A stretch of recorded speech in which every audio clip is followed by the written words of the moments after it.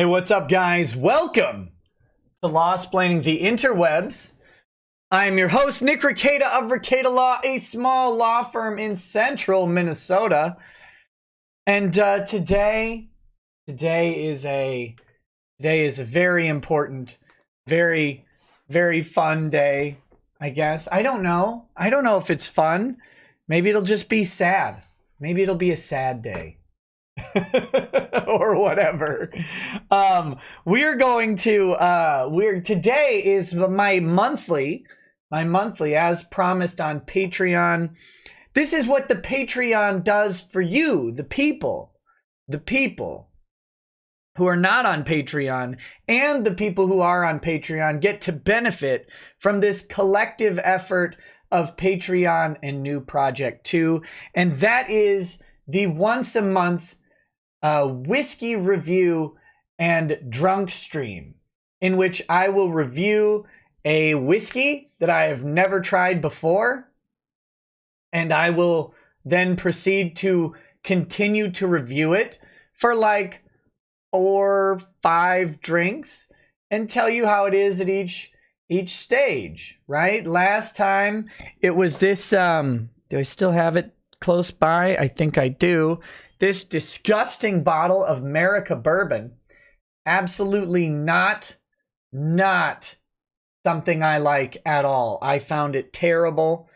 If you like it, or if you make it, I'm sorry that I don't. It doesn't mean it's bad. It just means that I thought it was kind of rancid. So, although I will say that, after a couple, it got the job done. It certainly worked its liquor mojo, so to speak, but it was just not something I enjoyed at all. So that being said, today we are going to try out a completely different liquor. It is this Corner Creek bourbon. This is a 10-year bourbon. It was not a bottom shelf. Where it was physically in the store was certainly on the top shelf, but I'm not saying that it's a top shelf bourbon, if you know what I mean.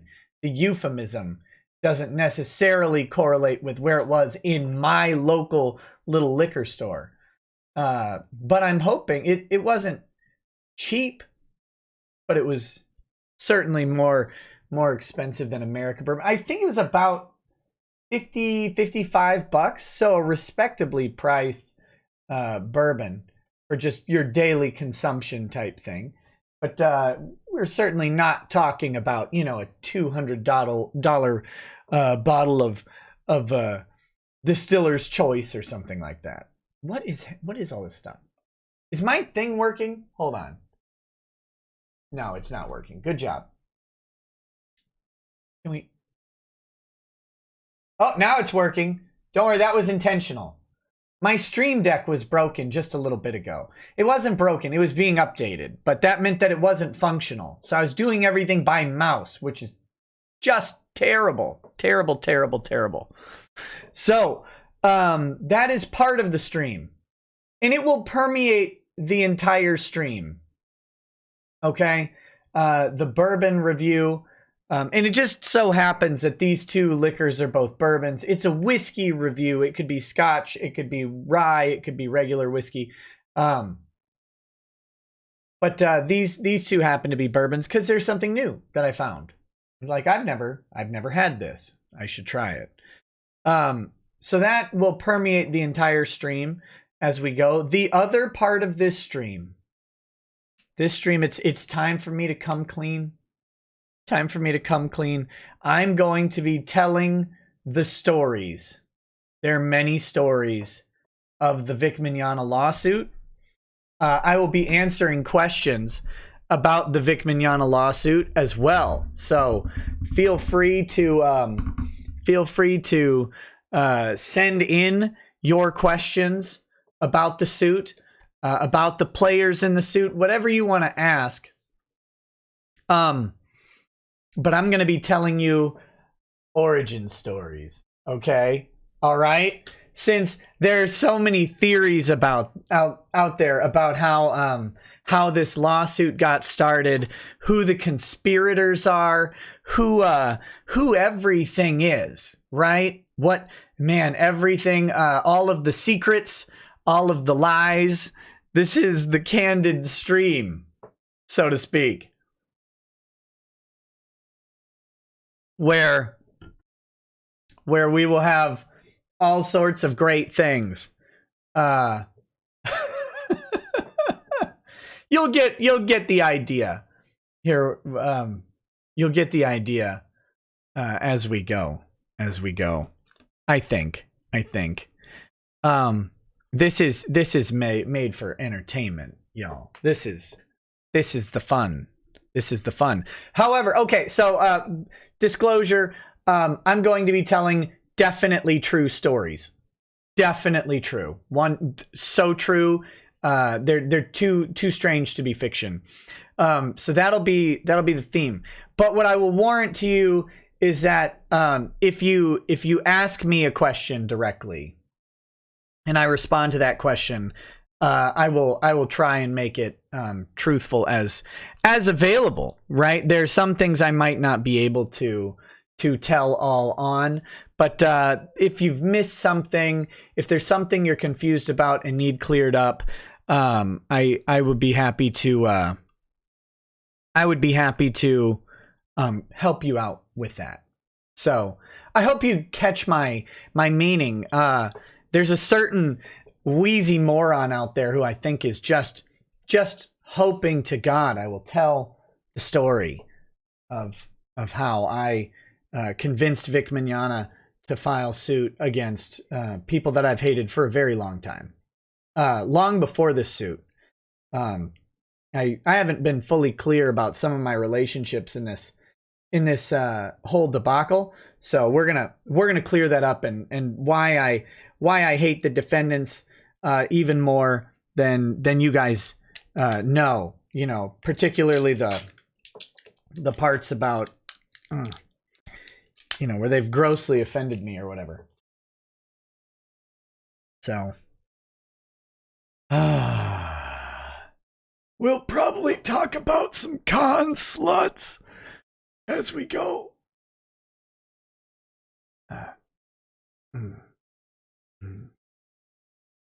Okay, for now though, let's get this party moving in the right direction with this Corner Creek bourbon.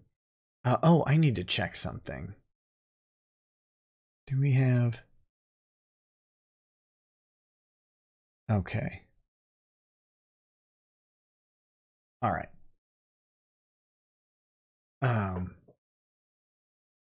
Okay. Very distinctly bourbon smell coming out of the bottle. Caramel. Getting a lot of caramelized notes in here. Notes. Oh God. I apologize immediately.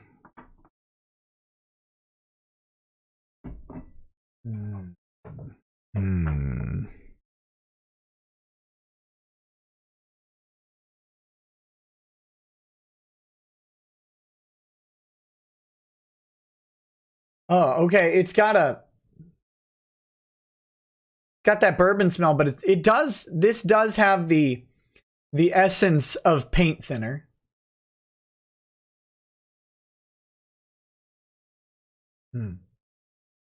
Okay.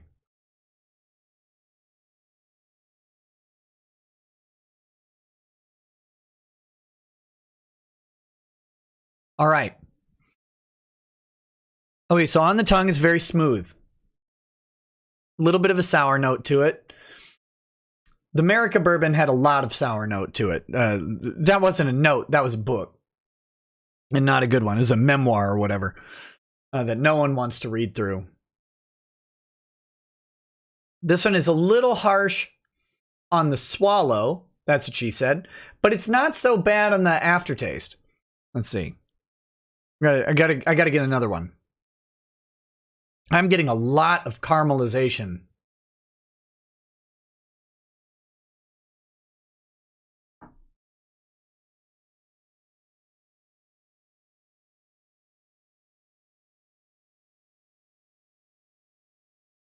Yeah. Okay. Weird. On the tongue, it is very smooth. It is not acrid or burning in your mouth at all. So I got to give it some good credit there. That's really nice.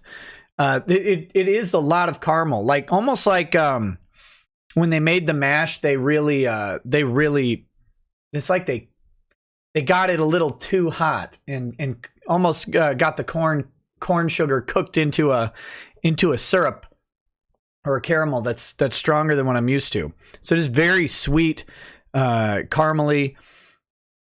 But when you swallow it, it's like needles in the throat, which is weird because it's not harsh in your mouth. It's just on the swallow. And there's almost no aftertaste. Everything is staying up in here. Nothing is coming back up. Nothing is emitting up from the bowels of my bowels or whatever. So far I'm a believer that 10-year aging smooths it out quite a bit. But it is weird to have it spike on the swallow.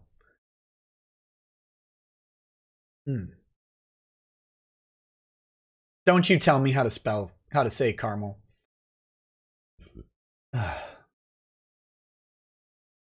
Did Sabbath cuck Sean Schemmel? Maybe. Who hasn't Sabbath cucked? Well, me. I mean, I guess.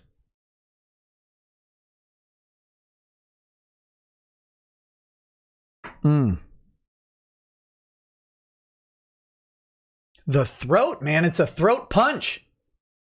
That's really wild. I don't know why that is. I bet shooting this whiskey is terrible. But sipping it's good. Sipping it's good. Okay. All right. Let's get talking. There are some early chats to get into, and then we'll start telling stories. We've also, there's some news stories I'll probably switch in and talk about here and there too. Let me start loading some of these bad boys up. What do we got?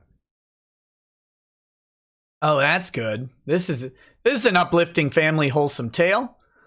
Oh my goodness. Some of these stories, man. Some of these stories are just, they're great. Where are we? Some of these stories are sad as well. So we've got a mix.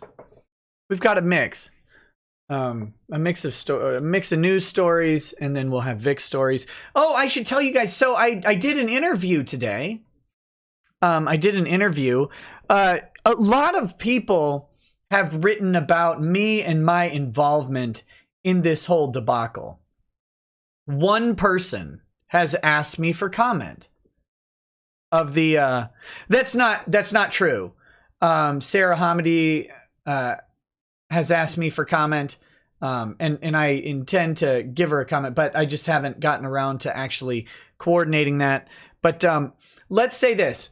One person who I don't see in the chat, or who isn't associated with the show or with Vic or something like that, one external party has asked me for comment. Just one. The Dallas Morning News has written about this, IO9, Anime News Network. None of them have reached out to me for comment. Never. Despite misquoting me or using my words out of context or whatever, none of them have done so, except for one person. And I want to give credit to that guy. I don't remember his name. Let me look it up. I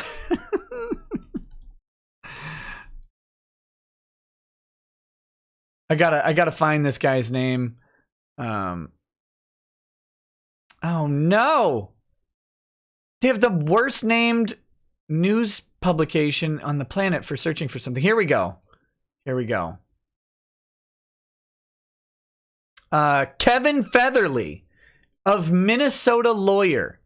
Kevin Featherly of Minnesota Lawyer is a journalist who covered this story for the Minnesota Lawyer, wrote about me. I said he's the guy who spelled my name wrong. He has allegedly fixed that misspelling in his update to the article. But Kevin called me. I talked to him today. We had a good conversation. I don't know if I don't know how he's gonna write the story. I don't know if he's gonna, completely disembowel my words and make me look bad or make me look good. I don't know. I just tried to be honest with him as much as possible and have a good conversation. And so I fully expect to be spit roasted by my own decisions. But that being said, I hope to be pleasantly surprised. But Kevin is the only guy who has reached out for me for a comment, which I find to be insane. Like that's the only person out there. And even of friendly publications, many of them have written about this without reaching out to me for a comment, which is fine. That's why I was surprised when Kevin actually did reach out. And he, in fairness to him, as I discussed when I covered his show, his piece that was submitted with the filing, right? We may have to bring up that filing for assistance today. But when I covered his piece that was submitted with the filing, he had mentioned that he reached out to me and he mentioned the dates, and I looked back and I was in Hawaii. So I wasn't answering the phone at that point in time. It was one of the last days I was in Hawaii, and he didn't leave a message, so I didn't know who it was. But I spoke to him today, and he asked me about Lemoine. He asked me about my involvement in all this, and it was kind of the precursor inspiration to doing this show and telling the real story. The real story about what happened, because there's so many stories out there that are so true. They're their truth. So I'm going to tell you my truth. I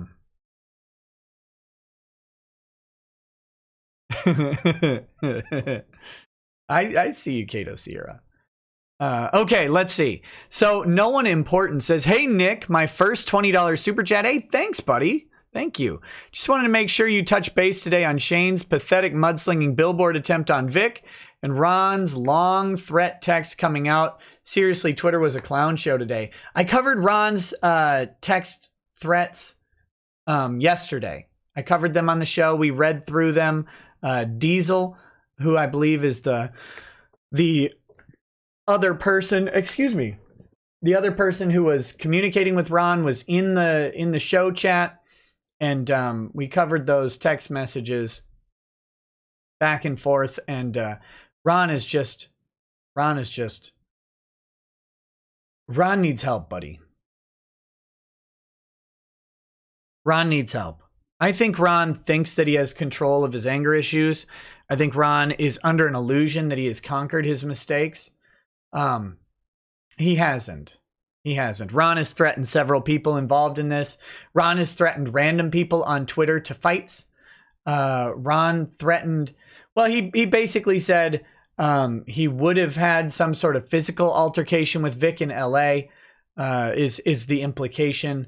Had he known about this, Ron, that's your fiance didn't tell you about this, right? Like that's maybe you've got a trust issue there or whatever. Or maybe she's scared of you. But Ron really isn't better. He thinks he is. He projects his little aura of, oh, I've worked on myself, I'm better, definitely. But just a brief look at Ron will tell you that is a broken and sad little man. Emphasis on little. He is not healthy. I don't think he's stable, and I do think that given the opportunity, he would be dangerous towards people around him. Well, I mean, he would be in danger of doing something that would be considered assaultive, for example. I don't know that he's actually dangerous, but he seems like a powder keg.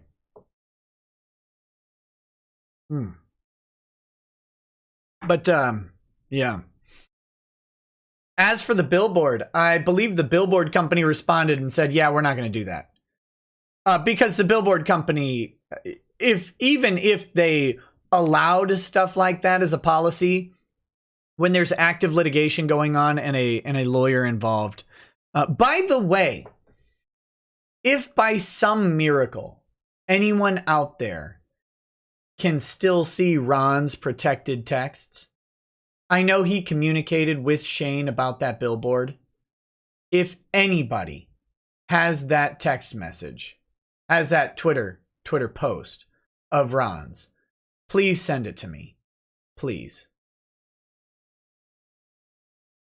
Whatever we need to do to make that happen. If anybody happens to have Ron's communication on Twitter from behind his protected Twitter account with Shane about the billboard calling Vic a sexual predator, please send that to me right away. So I just want to put that out there. If anybody's got that, to please let me know. I know he sent something because Shane responded to him in that message. But I don't know if he said anything bad or negative, or if he, to give Ron credit, he may have said, this is not a good thing to do or whatever. If anybody's got it, please send it to me. Okay. The Roger X3 says, Nikki, late and gay is seen from the UK at 5 a.m. I'm so sleepy. Oh, I'm sorry to be late. I was spending some time with Lady Rackets. We were watching we've been watching American Horror Story again. We're on season 6. We just watched episode 5, I think, of season 6.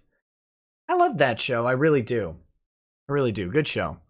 But yeah, so we were watching that and ended up being, we had like 50 minutes for an episode, which is exactly about how much time you need to get everything set up and go. So there's that. T Cool says, as a new way to start the stream and give folks a chance to pile in, how about adding a recounting of how many of T Greg's bankruptcy payments the previous stream could have paid for? Oh, no. That's rude. That's rude, but about a third of one. Namrek Isto says, sounds like your drink starts like Vic, turns into Ron, and ends like Monica. Sorry, I had to say it. Oh, it's horrible. Horrible. Okay, Mythos Irving says, why is Vic's email about WAPs? He should you use the Italian double N-word Frito. That would make Chris Cuomo happy. And then gay and still at large. Oh, excuse me. Is working on getting the archive link. But did you catch this weird tweet thread from Lemoine? Crazy stuff. I transcribed the first tweet. Quote, I've come to make an announcement. Nick Rekieta is a bitch a mother effer. He pissed on my effing consluts. Well, Lemoine, come at me. I'll hand you a phone book and your heart will give out. From the weight of the phone book. So.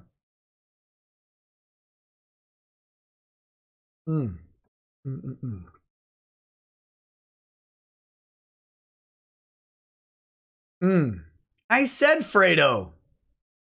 I didn't say Frito. What are you doing? What are you doing?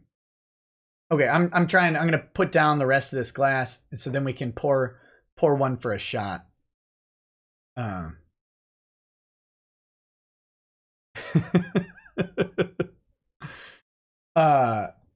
Yeah. Lemoine's an interesting character. If you read through Lemoine's tweets, maybe I could pull up a bunch of Lemoine's tweets, but if you read through Lemoine's tweets, you'll read him just relentlessly gargling his own testicles. Like as hard as he possibly can, gargling his own testicles, talking about how great he is. And I don't know if Lemoine realizes that I don't think he did a single ounce of work that was convincing to Chubb in this case. There's a lot to indicate that Volney and Johnson did some decent work convincing Chup to their side. There's not a lot of evidence that Lemoine did squat for this. When he went to, Your Honor, from the beginning, this case has been a dumpster fire. And you could just see in Chup's face him say, "Is that what sucked all the air out of your lungs while you were looking for a sandwich, you nasty hobo?" But what he actually said was, "I don't want to see your PowerPoint." Get to the argument here. Let's get to the argument. Lemoine is, how do I put this? How do I say it? God, I don't know.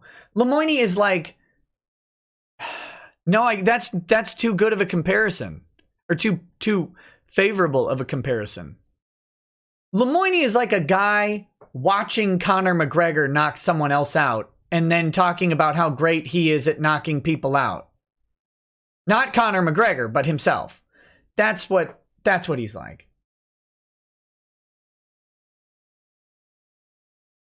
It is not but anyway, so he's talking like, he's got a tweet out there where he's like how he thought that his brain would never recover after the West Nile. Spoiler alert. Flash forward to season 3. It hasn't. But he's like, I thought my brain would never recover, but trial keeps me sharp. This guy is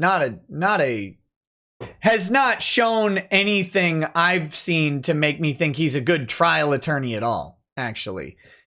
He seems like he's fine with drafting. His style's ridiculous, and I think he's getting wrapped up in his own stories. But we're going to help him out with some of the true stories tonight. Yeah, we'll do that in just a second. We'll start those. But he hasn't shown any demonstrable acumen in the courtroom, but he acts as if he does, like he's a championship prize fighter, when all he's done is sweep the semen out of the gym shower.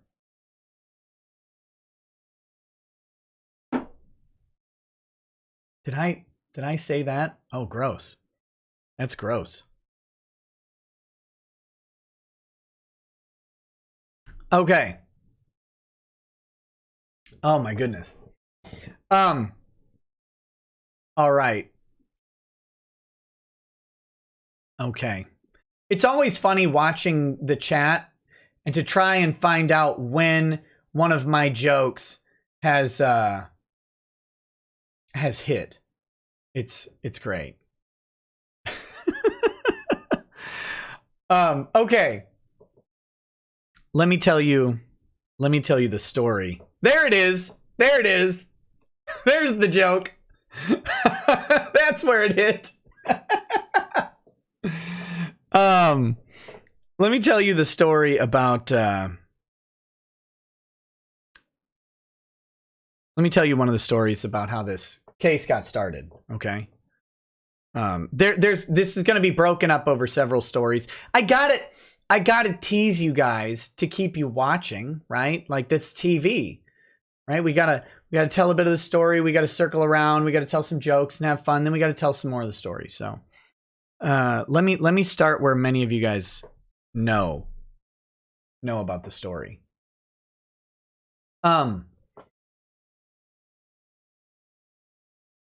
So as you know, in late January and then early February, there was a lot of chatter on the Twitters, right? On the Twitters about a certain voice actor named Vic Mignogna. The chatter was started ostensibly by a weirdo, Fujoshi. And that's not to judge all Fujoshis, although maybe they should be, because maybe we should all be judged for everything.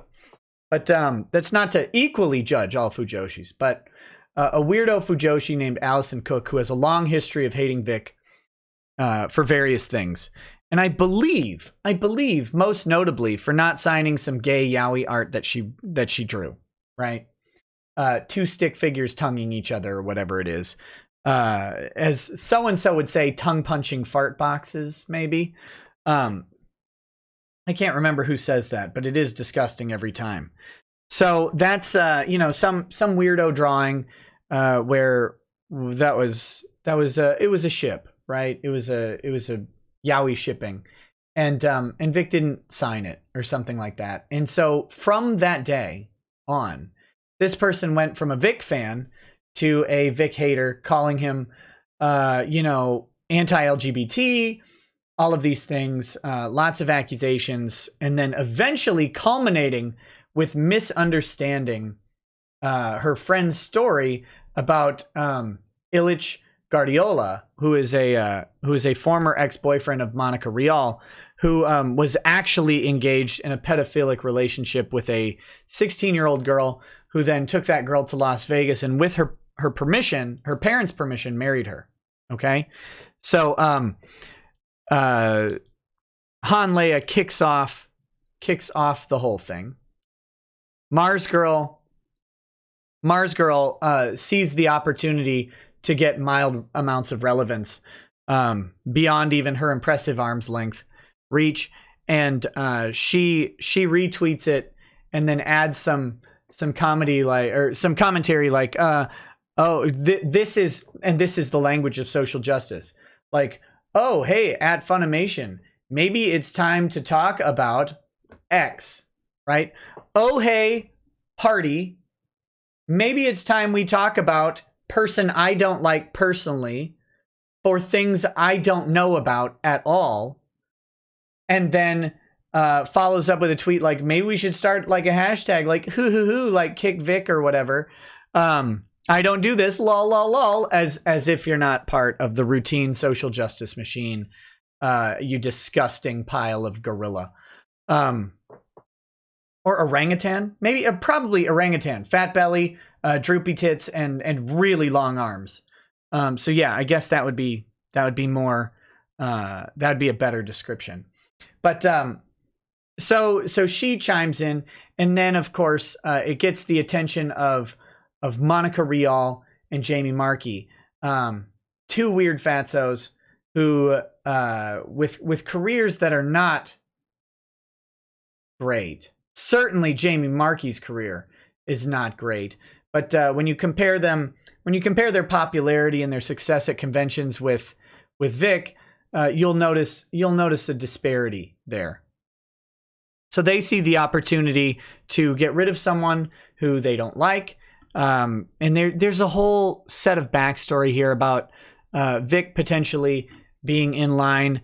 And I've got a lot of reason to believe that Vic was basically a shoo-in for a director position at Funimation, which I believe is probably part of the reason he moved to Dallas from LA like 10 days before his friends turned out to not be friends and backstabbed him after lying. Apparently, they either lied to his face for a decade or they lied to everybody in a moment of anger. But that being said, they retweeted and contributed to the Mars Girl and Han Leia fantasies, and that's when it really took off. So I say ostensibly started by Han Leia, and but really it wasn't her. She had a Twitter account with like 100 followers or something. Like, I think it was more than that, but we're not talking about a significant amount of people. And her tweet got massively more attention. Well, why? Because two uggos with combined 40 to 60, with I think at the time about 50 to 60,000 Twitter followers between Jamie Marchi and Monica Rial, they retweeted it. And in that retweet, they propagated and validated a story about a man from two people who were objectively wrong about who they were talking about. Allison Cook was talking to a moron from Pretty Ugly Little Liars with brain damage about Ilich Guardiola, and she mistook him for Vic. This has actually been documented that this is a case of mistaken identity. And then it was picked up by Mars Girl, Kaylin Saucedo, because she saw an opportunity for relevance and was trying to increase her digital presence online. She failed miserably because she's so uncharismatic that it's impossible to actually pay attention to what she's doing. But it worked in the very short term of getting the message in front of people like Monica and Jamie. And that's where the real damage came from. People with 5-figure Twitter followers were enough to get this thing into 4-figure likes and maybe 1,000 retweets, somewhere in there. They were able to spread it into a real message within the anime community, from people who are barely paid attention to people who are paid attention to because of that little blue check mark and their existing careers. And this is maybe something that, well, it's definitely something that Judge Chupp doesn't understand. And I don't know if it's a failing of the filings or not. Because this doesn't matter. But this is what's being talked about with Monica and Jamie Markey being the actual genesis of the damage. As has been stated over and over, and this is an incorrect legal take from Law Twitter, go figure. Vic, as a person who is at least semi-prominent in the anime community, has dealt with this type of thing for a long time, right? They talk about rumors about him going back 10 years. Well, yes, anybody with any level of prominence at all will have somebody that they've run into at one of these events, or something that they've rubbed the wrong way, and then some sort of rumor starts. For example, Shane Holmberg has rumors of being competent. We know that to not be true. We could see from Nomikai Dallas that was actually a joke, or just a miscalculation by everybody involved. He has rumors about Shane Holmberg that he didn't groom his wife from a young age, that he's not a disgusting individual. And there are rumors about Shane Holmberg that he didn't admit to doing things that sure sound a lot like sexual assault or sexual misconduct for the past 30 years at conventions. There were rumors that Shane Holmberg is not the kind of creepy sex pest that is actually a problem. But those rumors, when you deal with enough people, many people will know the truth and a few people will latch onto rumors. So the rumors that Shane Holmberg is not a danger to himself and his community exists out there, but almost everybody who just smells him knows that that's just the minority. And most people watching Shane or interacting with Shane know that he's a disgusting, filthy human being. So, that being said, the damage took place when people with some credibility decided to add their fiction to the fan fiction compendium, right? Think of it like this. Renfamous wrote a story in a collaborative comic book, right? That like no one bought, called Deadbeats. What did that Deadbeats campaign? Deadbeats? Is this it? Oh man, they got up to 34 grand almost. Good job. Good job. I'm legitimately saying good job. I didn't think they'd even make their goal of 25,000. So they, Renfamous wrote a part. There's something like 40 different authors involved in this.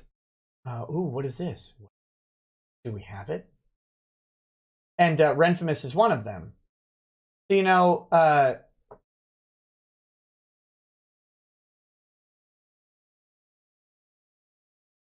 let's see.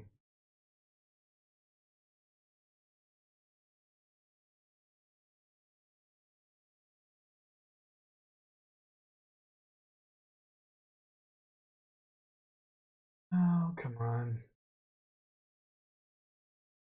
Hold on. Sorry, just a second.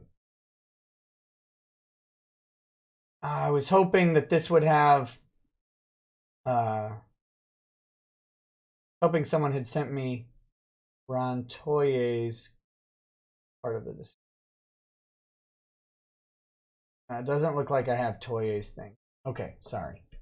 But had they brought in like a rock star artist, something like that, they would have exposed, and someone with better social media exposure, they could have actually increased to do what someone like Tug has done, where he's raised $100,000, for example. Tug, a lone guy, with a pretty good YouTube following, was able to outdo 40. What? How many people are in this anthology? Let me see. Oh God. Oh, there's too much fake art. Creators more. Wait. Oh God, there's a lot of them. Ugh. Okay, there's like 20 people or something like that.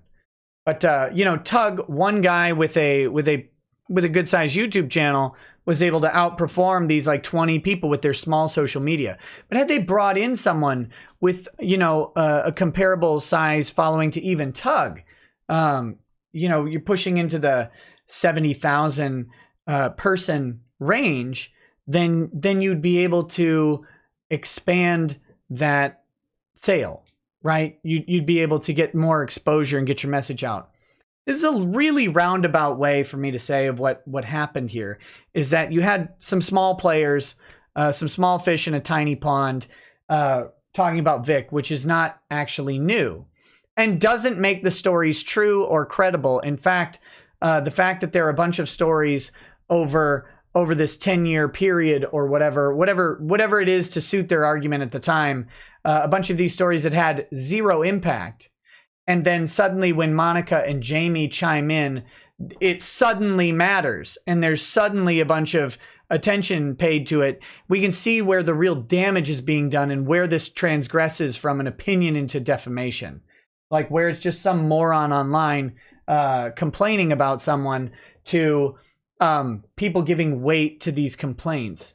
And I emphasis on weight when Jamie and Monica are concerned. So, yeah, so then Vic is fired from everything, and that's kind of the start of this story, or as we may find out later, is it? I'll talk about my involvement in a second. Kwanzaa was on the project, and he has more reach than Tug. I mean, he has more reach, but is he more engaged?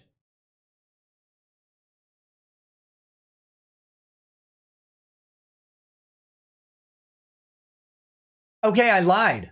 I thought that this whiskey would not be good for like a quick drink, but it actually is pretty good. With just a quick stop on the tongue and a quick swallow, that's gonna get clipped. The whiskey is actually very delightful, which is weird. I'm not a quick drinking whiskey guy. I prefer to sip and take it in. But this is, man, that's very, very good to kind of just put down quickly, which is shocking. I'm not a big fan of shooting whiskey, but there you go. Okay, a couple more questions, and we'll get back into the storytelling. Story time with Nicky Rackets. The Texan 83 says, "Don't forget, Nick, that Monica dated Illich, so would have 100% have known the falsity of that story having anything to do with Vic. Reckless disregard for the truth." Well, I mean, we're splitting hairs here. The real story is how I forced Vic to have a lawsuit. That's the real story. Cause that's why Vic sued, right?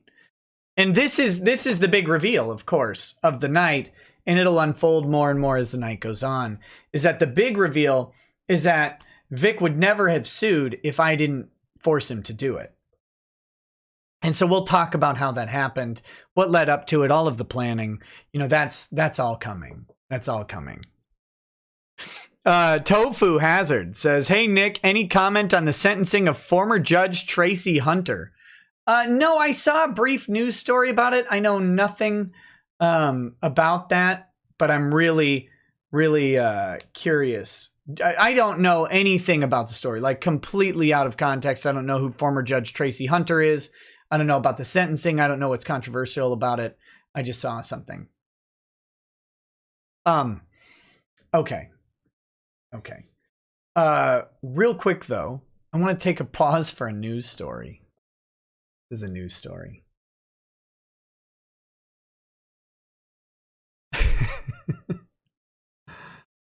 A Russian professor was pulled from a river.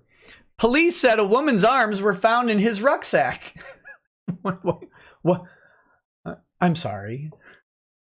Can you repeat that last bit?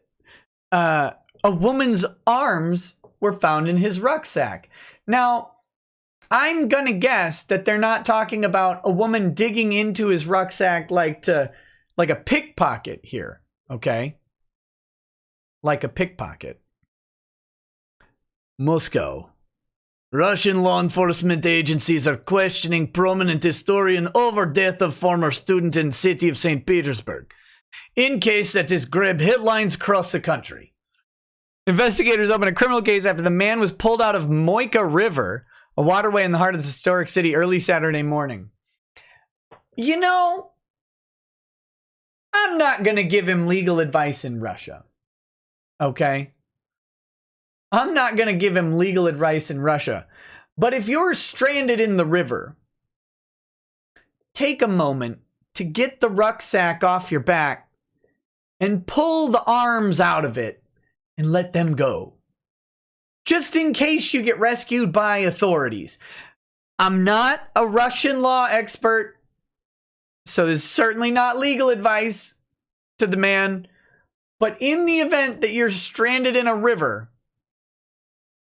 and you're like hoping to get saved by first Jesus, because that's the most important, and then by somebody to pull you out, get the severed body parts out of your bag. Just saying. Investigative Committee, Russia's top law enforcement agency, said in a statement that a pair of severed arms and a non-lethal handgun. What's a non-lethal handgun? In Russian, I think that's a .40 caliber or lower. Were discovered in a backpack the man was carrying, and that he had been detained as a suspect. Oh, you think? You think he might be a suspect?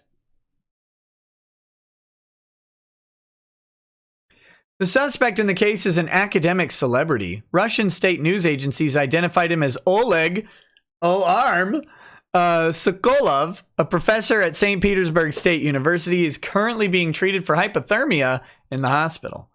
According to his university biography, Sokolov is a specialist in the military history of France and a professor at the university's Department of Modern and Contemporary History. Law enforcement officials told the Russian state news agency RIA Novosti that the dismembered body of the victim, Anastasia Yashchenko, a former student of the professor, was found in Sokolov's apartment. What was his plan? Like, did she have really pretty hands? What was this? Like, dismember her body, but take the arms with you on your trip into the freezing river. It's Russia. I don't think the river's ever warm. Yushchenko came from the southern Russian city of Krasnodar to study in St. Petersburg and continued to work with Sokolov as a researcher, according to the state news agency TASS. It added that law enforcement officials were also looking into media reports that Sokolov beat some of his students. TASS said that reports of Sokolov had confessed to the murder were inaccurate, citing the St. Petersburg branch of the investigative committee. He's in the middle here. Look at this kind and forgiving face. Just think, they're accusing that kind and forgiving face, that gentle demeanor, of hacking up a woman and carrying her arms into the river. I don't buy it.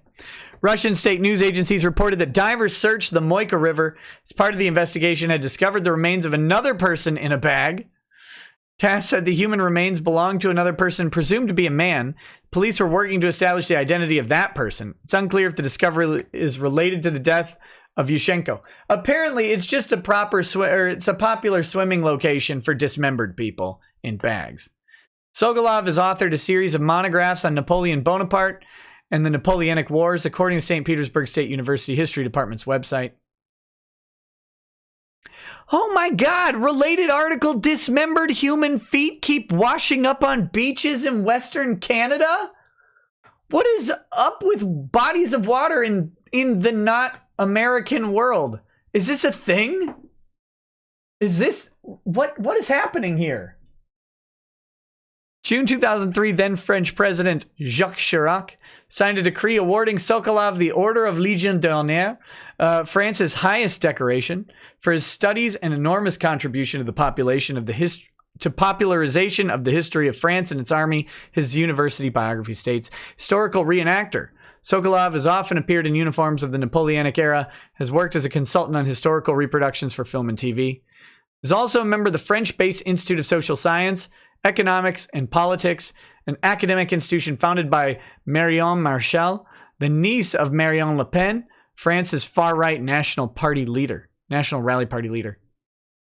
The institution announced Saturday that it had stripped Sokolov of his position on its scientific committee. We learn with horror from the press the atrocious crime allegedly committed by Oleg Sokolov, it said in a statement. As professor of modern history at the University of St. Petersburg, awarded the French Légion d'honneur, we would never have imagined that he could have committed this horrible act. Well, I mean, in history, they did a bunch of stuff like this all the time. I'm not surprised. We're stripping him immediately of his position as a member of the scientific committee, and we send all our condolences and support to the family of the victim. So there you go. Maybe you could lend the family a hand.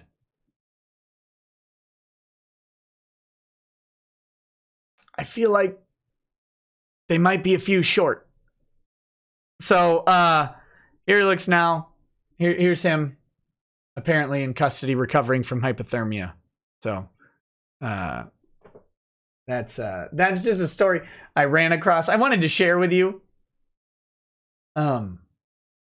because that's Russia, baby. That's Russia, baby.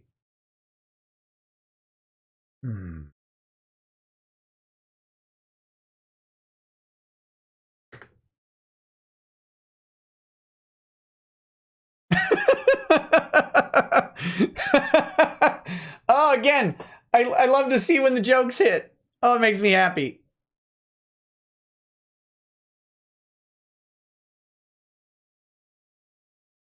Okay. Whew. Whew. All right.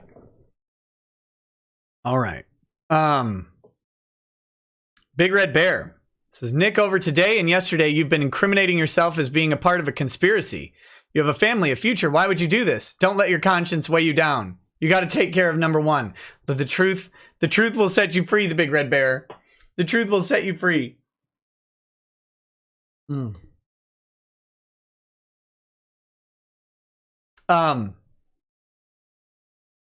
Okay. So, in enter stage left, right, center, back, front, I don't know. Up, down. Enter me into this story. Well, so you think. As the defendants know, this is only part of the story, right? They've got it figured out. I have to.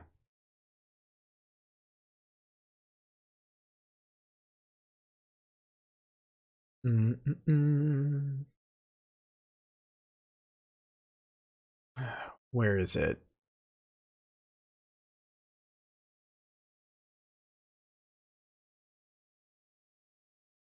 All right, I gotta pull up I'm gonna have to pull up the document here. But I'll tell you the commonly known part of the story, right? The commonly known part of the story is that Anime Outsiders told me about this guy named Vic Mignogna. Little did he know that I've had a long history with Vic Mignogna. Very, very long history with Vic. Long before this silly lawsuit or any of this stuff.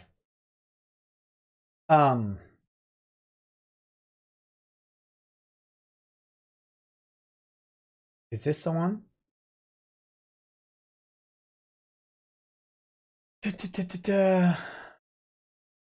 But Anime Outsiders. Oh yeah. Here we go. We'll see if we can find the truth. check your email. Well, I'm not really looking for the billboard itself. I'm looking for Ron Toye's contribution to the discussion.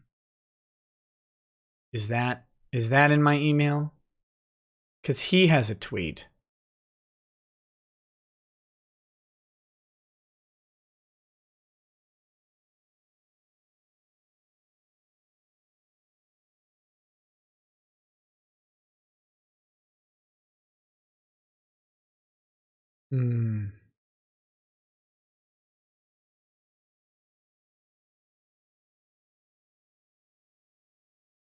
No, I don't see. This isn't the this isn't the billboard.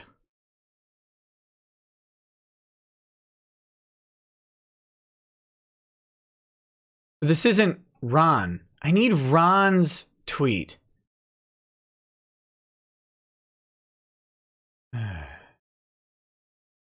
Okay.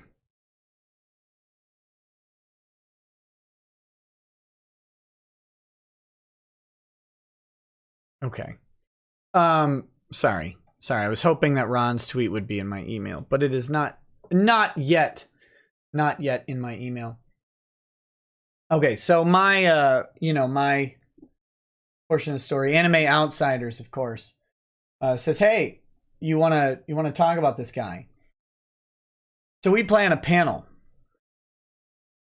And that panel was me, Anime Outsiders, Yellow Flash, and was it Hirohei? I feel like it might have been Hirohei. I can maybe check this. I have the technology. When was this? Oh my god, it was so long ago.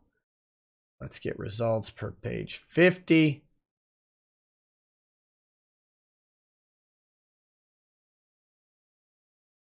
Go back to February. We're getting there. It's going to take a minute. There have been many streams. February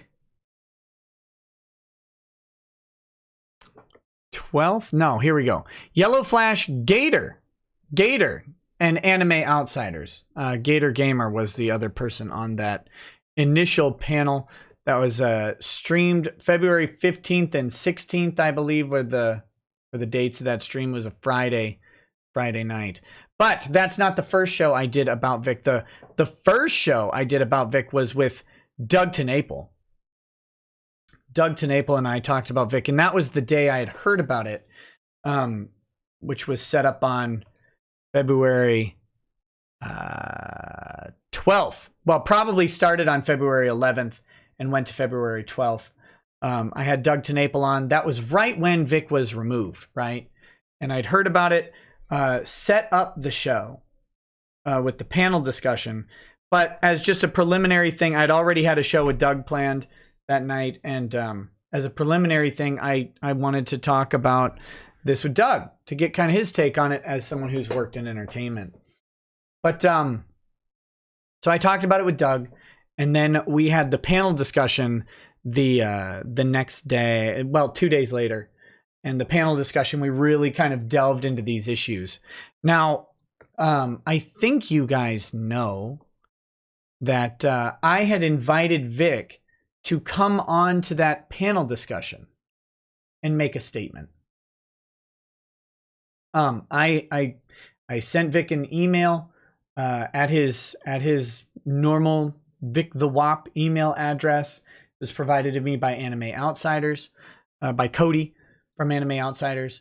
I sent him an email and I said, "Hey man, you want to come on the show? I run a YouTube show, blah, blah, blah. You don't know me. We're talking about your situation. Do you want to come on and make any sort of statement on your behalf before we, while we talk about this?" And I can't remember. Oh yeah. No, we exchanged some emails, I believe. That basically he said, "No, thank you. I'm not, I don't want to talk about this right now because, I'm not sure exactly what I'm doing. I don't want to comment publicly on it. Didn't want to jeopardize any legal actions or whatever. He didn't want to He didn't want to make a comment out there, but I believe he did provide me with a statement ultimately, which I'm pretty sure I read on the show. And the statement was something like, be nice, be kind. The same thing he said from the beginning. Maybe you guys remember that. Maybe you don't. I don't know. I'm trying to make sure my memory is accurate, but I do believe that there was some discussion that occurred, and he gave me a statement. And it was very generic. It's very generic. Be nice, be kind. But he didn't know me, or so you think. Dun dun dun. But he didn't want to make a statement on this YouTube personality show in the middle of his career, being just absolutely Attila the Hun raped across the country. So he didn't come on. And so we did the show absolutely fine. I'm pretty sure I told him something along the lines of, hey, I don't want to jeopardize any legal action. It's not my intent. I just didn't want to talk about you without offering you the opportunity to speak for yourself. So, thank you for talking to me, and I'll go ahead and say the statement. Kind of like how journalists do this. Like, do you want to comment on this? Well, no, but here's a statement you can run or whatever. So, he gave me that statement. I believe, I think I'm remembering this accurately. And I believe I mentioned that statement 2 or 3 times on the stream just to make sure everybody would see it and hear it. That being said, that was that. Now, at some point after that show, Vic reached out to me and asked something that, and I don't remember how this conversation went, and I'm not going to get into details about it. But the long and short is, I ended up recommending him to Ty. Right? I said, I know a guy down in Texas. And this is the really salacious part, right? I said, I know a guy down in Texas who can sue these people so hard that they will literally die. And that's what you want. You want someone who will sue them into the afterlife. Yeah. What you need to do, and actually, now that you've contacted me, I used your IP address from your email, and I reverse engineered and hacked your phone, and I know everything about you already. And I'm going to tell it to the world. I'm going to expose you. I'm going to expose you as the monster you are, unless you sue these people into the afterlife. Unless they die from the lawsuit. Like, that's how hard you have to do it. But you have to use this guy. And if you don't use him, I've got all these nudes of you because I see what you do. Like, I get it. You're like a cool voice actor or whatever. So every LA Fitness that you go to, you take these nudes of yourself. I can see it. I can see the LA Fitness branding on the mirror. I'm going to send them out to everybody you know. Right? Unless you hire Ty Beard. And of course, Vic is appalled by this, because the reality is Vic and I have been friends for something around 15 years. That's not true. Come on. You can't believe this. I remember when Vic was born. I was encouraging him as a youngster to grow up and get into the anime scene. I really wanted Vic to succeed. And he did, on my encouragement. This is what he got into it. And what I said was, Vic, what you got to do is you got to get into anime, because my mentor is this guy down in Texas, and he talks about just the level of con sluttery that is going on. He spoke in a normal voice back then. This was prior to 2014. But man, was this guy into con sluts and cosplay. In fact, there was nary a public rest stop bathroom that you couldn't find Jay Sean Lemoine masturbating furiously to pictures of convention girls in. I mean, however many public rest stop bathrooms there are in the United States, there's a 1 in that many chance that you would find Jay Sean Lemoine jerking off to a picture of like a fat cosplayer spilling out over her bikini. Really, I mean, the guy had a problem. He had a problem, and if there's anything good that came out of that fateful mosquito bite, if there's anything good that came out of the fateful mosquito bite, it's that it removed his ability. You know what I mean, right? There's vasoconstriction, there's muscular paralysis, there's all sorts of neurological issues that would prevent these things from occurring. But the conspiracy runs deep. Far deeper than Jay Sean could reach into his own palm. The conspiracy runs very deep. And I told Vic, I said, you have to hire Ty Beard. Well, no, this is before. Sorry, I'm misconstruing this. This is earlier. I said, you have to get into anime because there are con sluts running all over the place. I've been told by a very, very accomplished Texas lawyer. And he's new. I mean, he was only like a 5-year lawyer at that point. Maybe even it was very meta. I think he was a 4th year. Transitioning as he would into a 5th year attorney. So he's about where I was. It's the serendipity is amazing of this story. But, this is almost 20 years ago at this point. 15 to 20, somewhere in there. The dates are hazy. But that's what, this guy is telling me. You got to get into this. You got to get into this so you can get into them.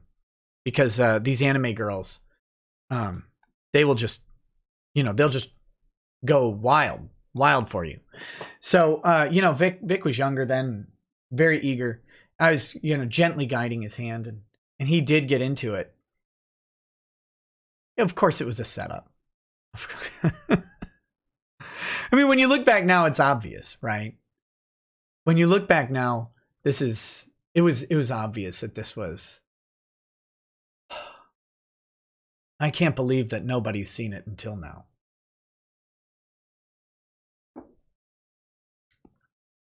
Harbinger 345 says, Nick, the ultimate mastermind as well, behind an extremely complex fifth-dimensional poker scheme, tricking a fandom to give him money through a chain of lawyers and wills and GoFundMes. Also, Nick struggles to stream all the time. Listen. You've got to be a competent actor to be a competent con man. Mythos Irving says, cops need a hand, Professor? No, it's okay. I have 4. Oh, that was in poor taste. My joke was fine, but yours is a little bit too soon. So okay, back to the important parts of the story here. And as you guys can tell, right? Like, this is one of the stories. I've got more of them. And the real question will be, which one is the most true? Because they're all true. These are stories on the internet. They're all true. Which one's the most true? That's part of the goal. Oh, by the way, I think there's a poll somewhere. There's a link somewhere, like maybe in the top corner. I think it's a Coke or Pepsi poll. I don't know. I'm gonna have to talk to Tillip about that. That's a little weird. A Coke or a Pepsi poll, but that's there. And I think there's also a link there to this.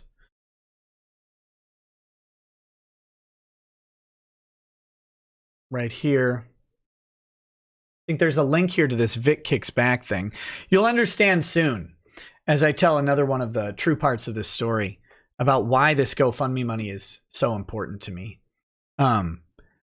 Because I've not been completely honest with you guys about my relationships, and financial interests. And today's the day to come clean. So you have to know why the GoFundMe is so important to me. So important to me. But it is now up to $260,110. Thank you so much to Diesel 0070 on behalf of Ron Toye. Thank you to Greg Hansen. And of course, Jeffrey Epstein didn't go to Greenland, which we all know to be true. Thank you guys so much for your donations. We're gonna get back into this. And I'm telling you guys, because some of you don't believe me. There is truth in these stories. There's truth in here.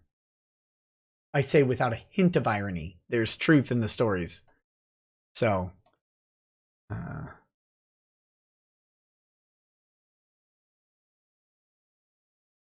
is this it?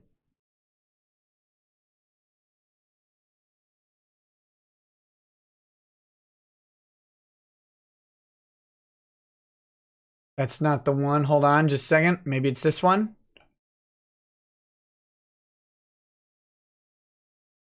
Okay.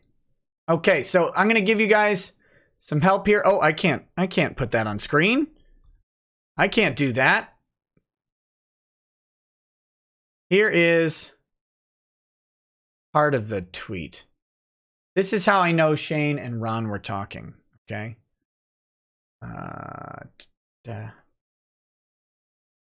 Here's how we know Shane and Ron were talking.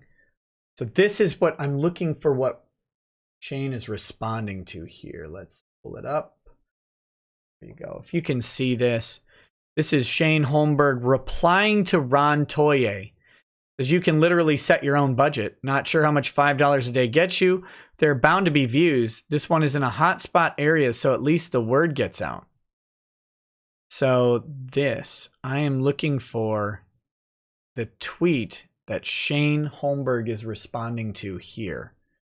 And if you guys happen to have it, you know, we could arrange a little Ukrainian quid pro quo. You tickle my vas deferens, I'll tickle yours, whatever it takes. You could send me that Ron Toye. We could discuss something. You want to be on the show? You want to be featured on the show? Something like that? Let me know. You get me that Ron Toye tweet and we'll talk. This is exactly how I got Vic, by the way. Little enticement, little blackmail, little extortion. Can't they request this after the appeal? Oh yeah, but trust me, this would be much better now.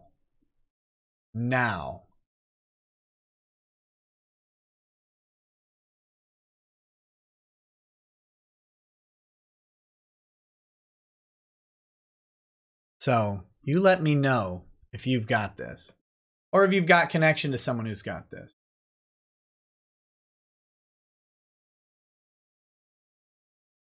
Come Geek Some had it on his show. Oh man. Someone wants to screen grab it from Come Geek Some show and send it to me. That'll work too. I just need the tweet. I would love that tweet. Little hand rubbing. Oh, we're going to rub the little hand all right. Okay.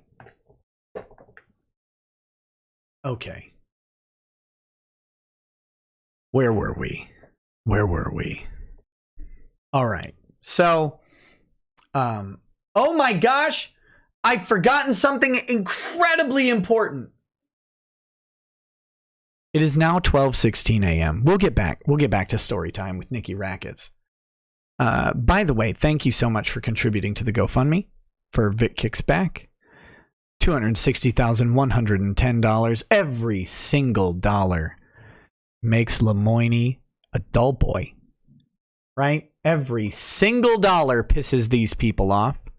So I do appreciate it very much. And I'm going to bring it up several more times on the show. So if you want to have your name read on the show, you know how to do it. You can contribute there. You can super chat. It's up to you. It's up to you. This show is all in good fun and good jest and good little bits of honesty where it matters. So feel free to do that. We'll bring it up throughout the show. But more importantly, it is 12:17 a.m. That means that for the past 17 minutes, Mr. Ty Beard has been 1 year older. That's right. It is Ty Beard's birthday. Doxed AF. It's actually on his Facebook profile and stuff like that. So as a boomer who has not locked down everything he owns, Ty Beard is now a year older than he was. So if you want to relentlessly spam, I will encourage the birthday harassment of Ty Beard on his Facebook and on Twitter. That's the only harassment you'll catch me encouraging, other than when I said I wanted the victim sued into death. That's the only encouragement of harassment you'll find from me. Also, Ty Beard has a bone to pick with the Kiwis. The Kiwis have said some very mean things about Ty Beard, and I reached out to him actually to ask for a statement about the Kiwi farms, and Ty said he was very, very offended because the Kiwi farms said he was fat and incompetent, and he said, "Wait a minute, I'm competent. I'm competent." So that's Ty Beard's response to the Kiwi farms. Actual slanderous words. They've derided him as fat and incompetent, and he claims he is definitely competent. So, but anyway, let's see. Ooh.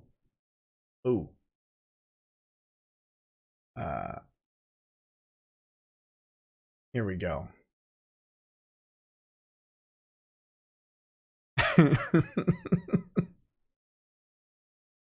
Shane started a new billboard campaign an hour ago. Oh, is Shane? Man, the timing of it, right? The timing. Shane looking for attention. Transparency is abysmal.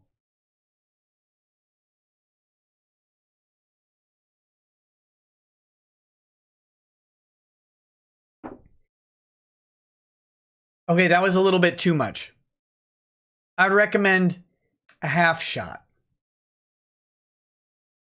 Half shot at a time.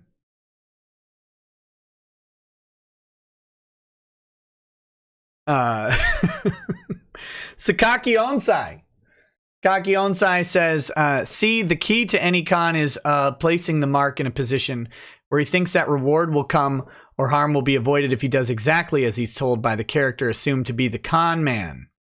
That's from Face of the A-Team. Thank you, Sakaki, for that quote. I am genuinely, I've talked about doing GoFundMe's, but Kickstarter, Indiegogo, whatever. I've talked about doing one, but I did say I legitimately want to put a product in the hands of someone before, if I'm asking them for money, I'm asking them for something that I think will entertain them. And I am strongly considering either a novel or a graphic novel. I haven't decided what, called The Art of the Grift. And I think I can put together a good story for you guys. So we'll see. I'm drinking now. I probably wouldn't have said that otherwise. So good job, Corner Creek. You have gotten that out of me, but I'm not gonna.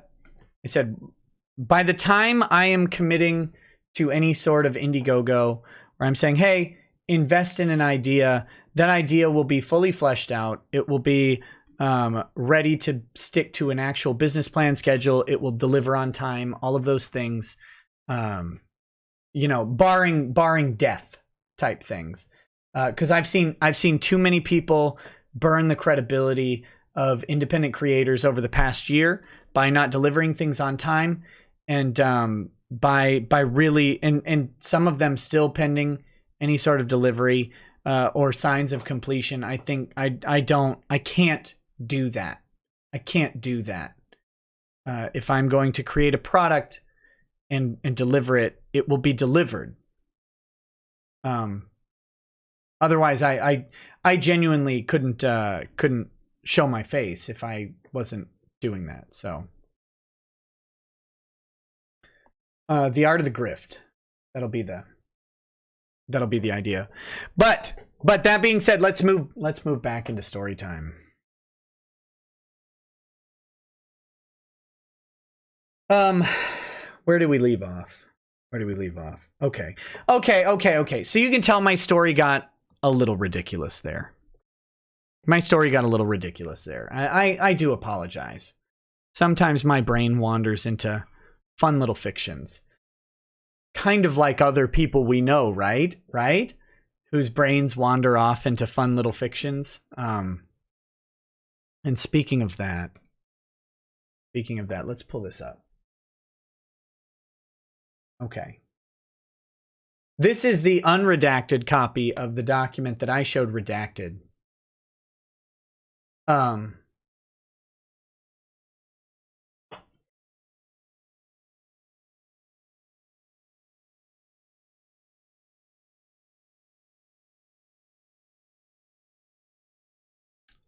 Paradox Effect says, dude, you grifted me out of my money for Earthworm Jim comic. So excited, waiting for it like a kid on Christmas Eve. Me too, buddy. I can't wait. I think I get 1 or 2 original pages, something like that. And I'm super excited for it. I can't wait either. But I didn't grift you out of money that made it to me. I grifted you out of money that went to Doug, whom I love. Doug is my dude. I know some of you have problems with Doug, and I don't hate. I don't hate you for your own personal, I guess, feelings about other people. We have different interactions. We will have different opinions of people. That's fine. So don't think that people who dislike Doug or have problems with something Doug did or said are unwelcome here in any way. You're always welcome. Even when Doug's on, you're welcome to voice your opinion with him.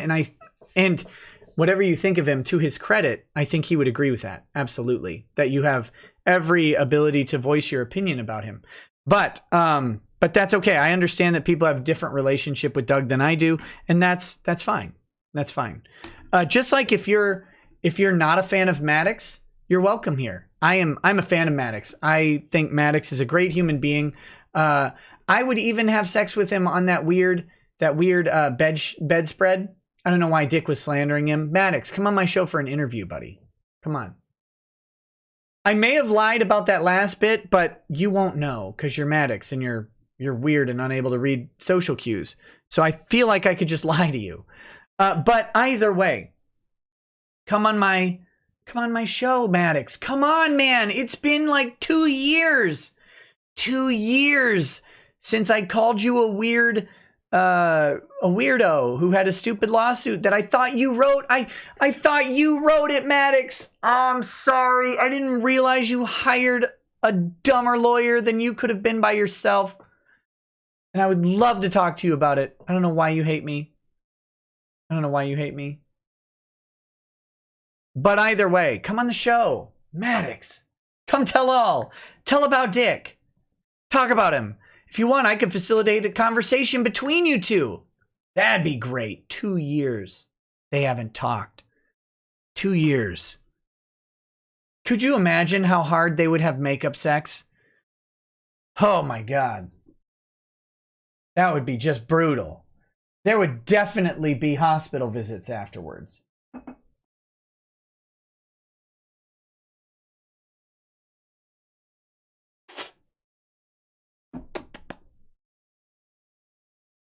Okay.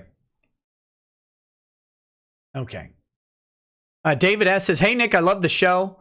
I know international law is outside your usual, but do you think you can look into at least signal boost the SCP Russian trademark? A group of creepypasta community getting blasted. Oh, man. That's interesting. Maybe I could bring on Creepswork. Creepswork. I talked to Creepswork before I had him on the show. He's a creepypasta guy. He might know more about it than me. I don't know anything about it, but I hope you guys liked Creepswork. No! Did I have him on the show? I went on his show. I don't know if he came on mine. Maybe he would. That'd be great. Ryan Thornton says, wouldn't getting a defaming billboard be juror tampering? No. And aren't you concerned with Lemon clipping what you say to fit his agenda? No. No, I'm telling true facts. I'm telling true facts here. He can clip whatever the hell he wants. That'll be great. Whatever. Okay. You lick the neck of the bottle like an expert. Listen, you got to know how to get the juice out of the bottle, buddy. Bring on the Vulgan. I don't know who that is. Okay, I got to stop reading the chat. I have a duty to super chatters. And here I am reading the pleb chat. I apologize. Back to the story here. So let's take a look at this, because this is part of the story, right? This is Lemoine's narrative on the story. I don't know who the hell the Vulgan is. But, you know, I'm not opposed. If you guys have a contact, let me know.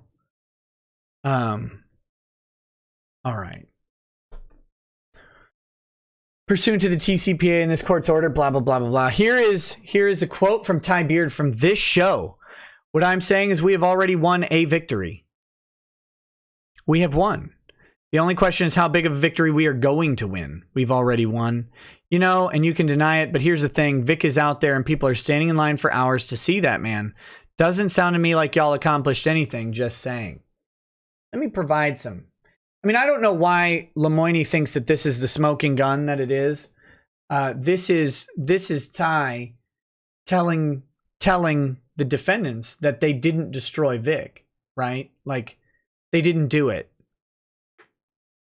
Again, Vic has gained, we covered this yesterday, but Vic has gained almost 50,000 Twitter followers. Almost 50,000 Twitter followers since this began.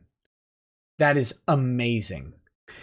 By all rights, if there were credibility to the accusations, he should lose Twitter followers. He should lose popularity at conventions. Now, he was damaged. Before anyone goes out and says he wasn't damaged, he was definitely damaged. He had less convention appearances. But the convention appearances he had were wildly successful. Wildly successful. Do you want to know why?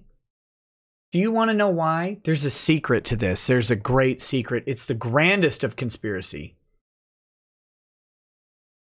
I'll show you why. Right there. This is why. We're now at $260,120. Says, happy birthday, Ty Beard and Jesse Fritz. Thank you for donating. This is why. This is why Vic's so successful. And you may think I'm pointing to the GoFundMe money or the fact that the GoFundMe exists. No, this is not self-filleting here. I'm pointing to this. There are 5,700 estimate donors. There are 1,100 shares. 11,100? There's 6,600 followers. You. There are 3,230 people right now watching some dumbass get drunk and talk about Vic. You guys are why Vic is successful. It's you. I say this specifically to suck your dick. Like, we're not supposed, you know, it's supposed to, I'm not doing that. I'm not fluffing you guys off. No, I am right now. Get hard, get ready, or whatever. You guys have kept his career alive through the darkest part of it. You guys who bought tickets, who waited in line, who, even if you never bought a ticket, if you never waited in line, if you never contributed $1, if you never said a super chat, if you're just lurking, listen, that means that Law Twitter, you idiots who are inflating the viewer numbers, you guys also helped keep Vic alive, helped keep his career alive. You wanted to destroy it because you're a weird pack of disgusting, nasty people. I get it. I can be nasty too, but you guys are exceptionally gross. But you didn't. You didn't do it. And you couldn't do it. And that's what Ty's saying. That's what Ty's saying. The interest in Vic outside of gatekeepers is up. It's up. You messed with his contracts because you went where he was vulnerable. But Vic has a massive underlying support where the money actually is, and that's us. That's us. And you can't change that. You can try and prevent us from buying the Vic product. You can do that all day. That's what cancel culture is good at, by the way. Cancel culture is really good at making it hard for you to support who you like.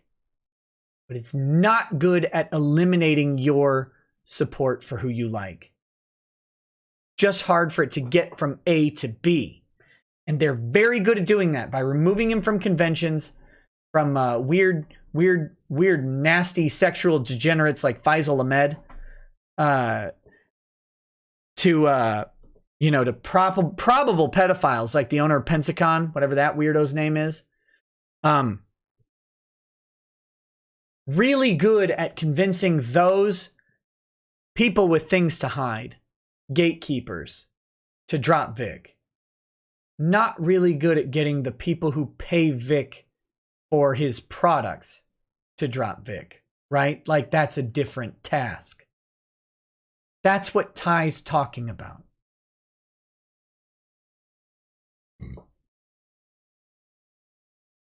Now, I know some of you criticize Ty for saying a mission accomplished sort of thing. Ty's, well, it's his birthday today. He's basically 101 years old, right? We can understand that. He doesn't get the mission accomplished meme.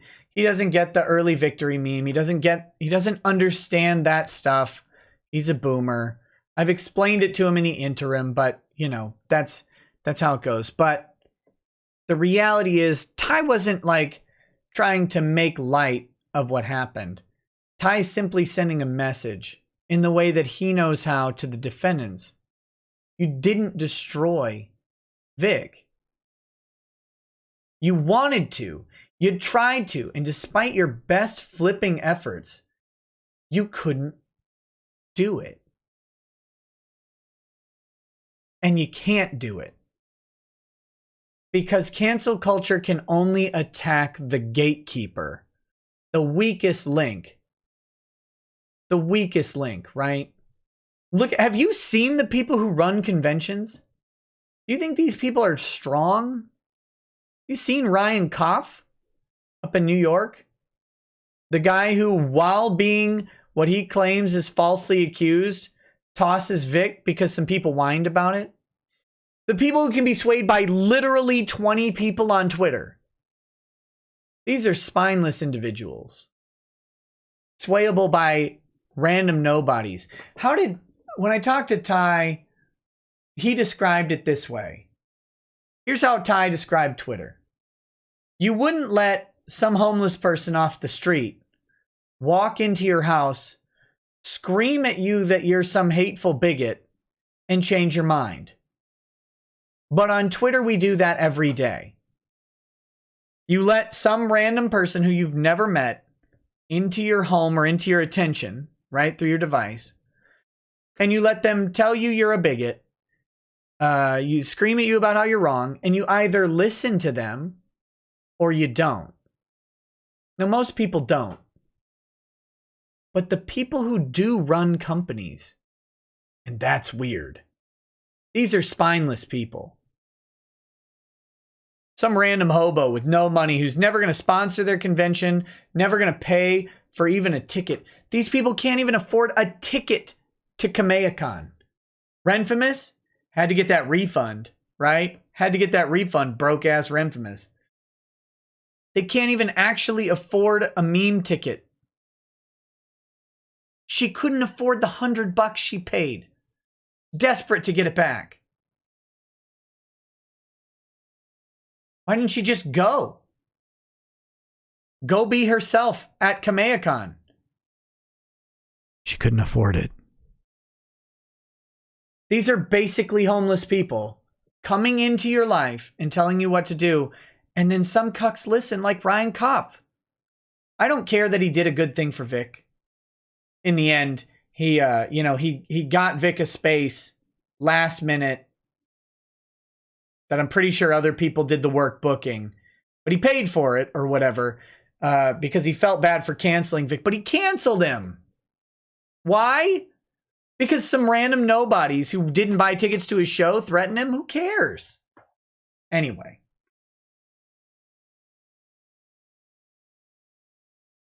All right.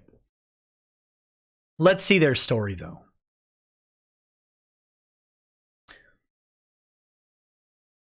Plaintiff raised money online to bring multiple lawsuits against multiple targets with the express goal of silencing anyone who dares to speak out about his abominable behavior. All right, I got to go back. Lemoine's pegged it. And Lemoine has probably pegged lots of things, if we're being fair. Real talk. I approached Vic somewhere around February 18th, February 19th. I don't remember.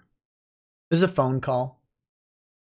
I can't tell you specifically what was said on that phone call outside of what I share with you now.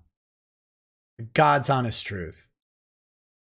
But I can tell you the circumstances surrounding the call, because I remember very specifically this.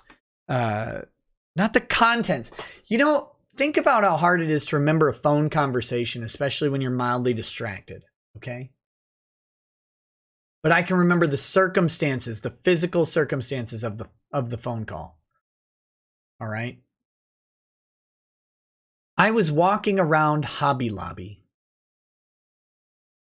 which is there's 10 steps to Greenfield or Greenland. There's 10 steps to Epstein. The 9th step is walking around Hobby Lobby. This was a really low point in my day. Lady Rackets had asked me to go to Hobby Lobby to look for something. And I can't think of a worse layer of hell than Hobby Lobby as a man. But there I was. I'm in Hobby Lobby.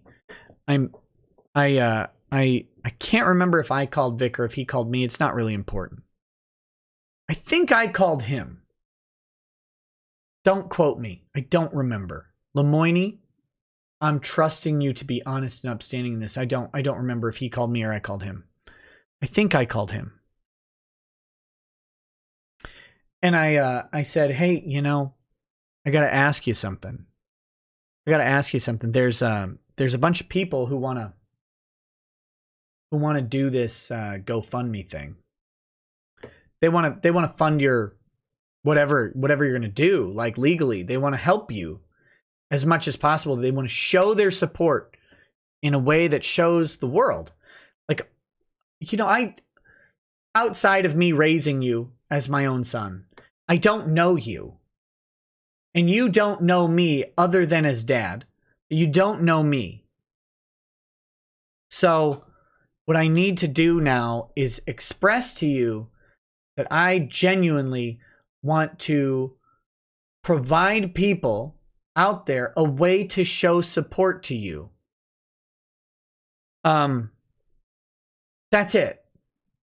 I did that show a couple days ago. A bunch of people have said, how do I support this guy? And I said, I think we can raise $27 million, which will be enough to hire hitmen to kill your detractors. And Vic said, no. No, no, no, no. Vic said, I've already started. Wait, let me get into Vic's voice. Hey, Nick, let me tell you, I've already started a GoFundMe. I've already started one. I've been researching this, and I know exactly what to do. I started a GoFundMe, and listen, Nick, I need to bury them in legal work. That's what I need to do. I need to silence these fat ladies and their little cuck too. I need to silence them. So I already started a GoFundMe. What I need you to do is pretend like it was your idea. Okay? Because that's what I'm going to do. I'm going to silence them. That's the true story. Not that I told Vic that I was going to start a GoFundMe. Well, I mean, I did, but he told me he had already started one. That's the God's honest truth. And he said, I'm gonna hire this guy I know named Ty Beard. That's who I'm gonna hire. You better learn who he is. We're gonna create an elaborate backstory for you, but I need to sue these people. Okay? But, you know, I want everybody to be kind and good. So that's what actually happened. Okay. This is a true story. This is a true story. And I was like, okay, well, if you've already got one, I'll just assume ownership of it. And then we will get them. We'll get them at that point. All as you command, sir. As you command. Because, of course, at this point, you know, Vic had already hired me.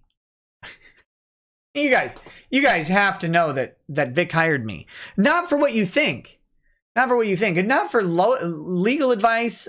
Certainly not for PR stuff. I have no PR credentials at all. That's actually silly. I'm just an English major with a law degree. So he certainly didn't hire me for PR advice. And he certainly didn't hire me for legal work because he's known Ty Beard since Ty was a little boy, right? He's known Ty forever. He remembers Ty's first T-ball game.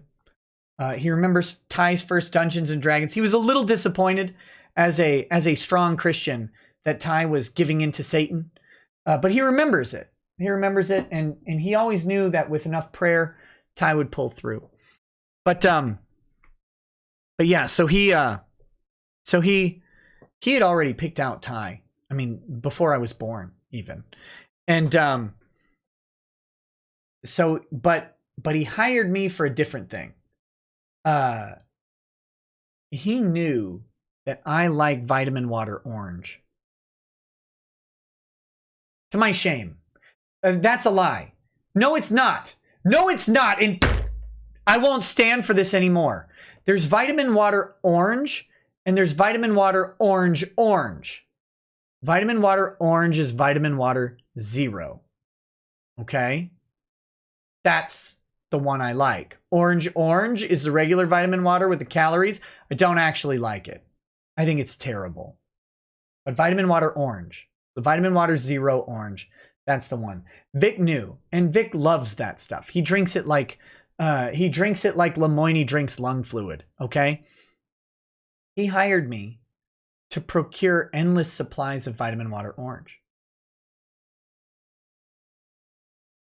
It's going to look bad. My invoices to Vic look like a PR firm. That was the joke, and the joke went too far. If they ever discover those invoices, I mean, we're done. The only hope that I have is that those invoices are protected by some kind of privilege, or that at least that we can convince them that they are. Because you don't know how much vitamin water Vic consumes. But have you seen those arms? It's a lot. It's a lot of vitamin water.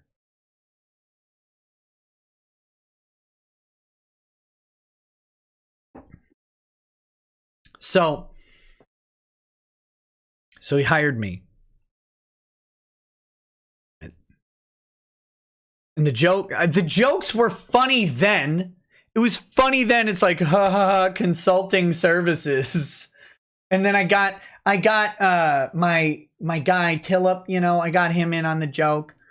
So he made me up. He graphic designed me some fancy PR looking invoices or whatever. Oh God. The Minnesota lawyer guy asked me today, he said, do you have any regrets? And I said, just one. I wish I wouldn't have created billing invoices to Vic for the procurement of vitamin water. That looked like a PR firm's billing invoices.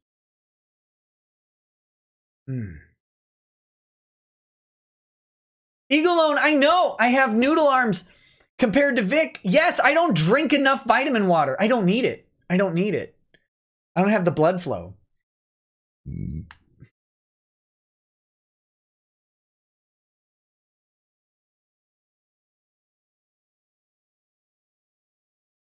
I don't know how else to do it. I don't know how else to say it. But that's my one regret. Because I feel like if they ever discover all of the invoices I've sent to Vic, and oh man, oh God. The invoices, how much are the invoices? Let's see. The invoices right now total $261,120. It's a lot. It's a lot. Which, of course, he has to direct his attorney to pay those invoices. This isn't a secret. He told his lawyer I was a PR firm.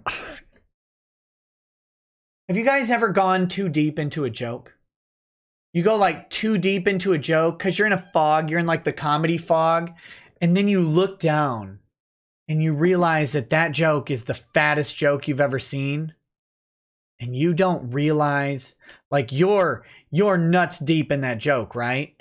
And you don't realize if you're in a fold, if you're in a crevice, or if you're in a hole. You don't know. You don't know at that point. It's like sobering up in the middle of it. Oh my God! I didn't even realize there was a $1,000 donation from Anonymous. Holy goodness. Thank you. My invoices total was higher than the GoFundMe, but you've just matched it.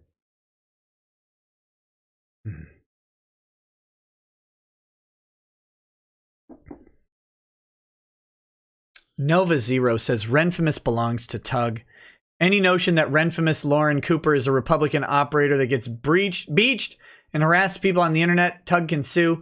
Please don't say that Renfamous is Lauren Cooper. Copyrighted. And then Perception Check says, must be my insomnia-addled brain. But what is even going on in this stream? And where are the drunk rants? Perception Check? Sweetheart, I am telling the truth. I'm telling the truth that you know deep down in your balls. That's not right. In your guts. In your guts. That's a Dimitri Martin joke. It's a Dimitri Martin joke. Okay. So, oh my goodness. So where were we? So I told Vic that I was going to start a GoFundMe, and he said, way on top of that, bro. I got one. I already have one. I just want a GoFundMe to have everybody be polite, everybody be kind, to be light and encouraging to those around them, and to grind these women into dust.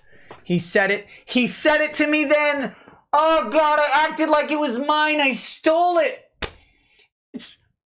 I stole it. I didn't cite my source on it. That's why I was fired from Rekieta Law. That's why I was fired from Rekieta Law. I'm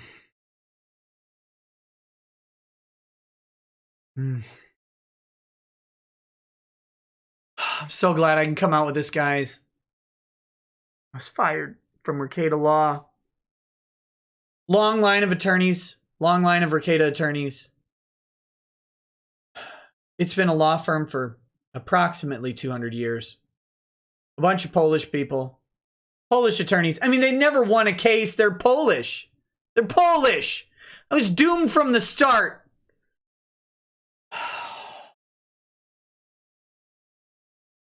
And it's the lack of citations that did it. They knew why. They knew why. I was the first Rekieta to win a case, okay? Do you want to know why? Do you want to know why?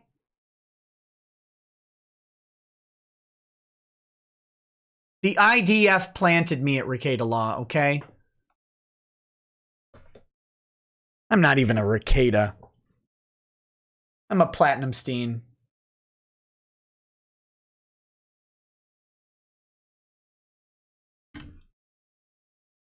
Okay. Okay. Okay. All right, this story's gone off the rails. We need a news story. We need a news story. Let's get an uplifting story. That looks uplifting, right? Look at that picture. That picture looks really uplifting.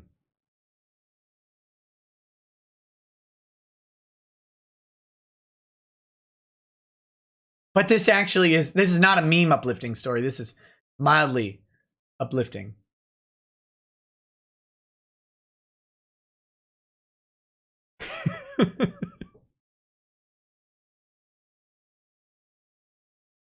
Oh my gosh.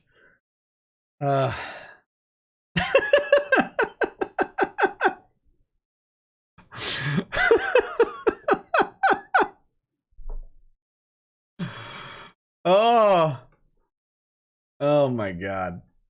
Okay. Okay.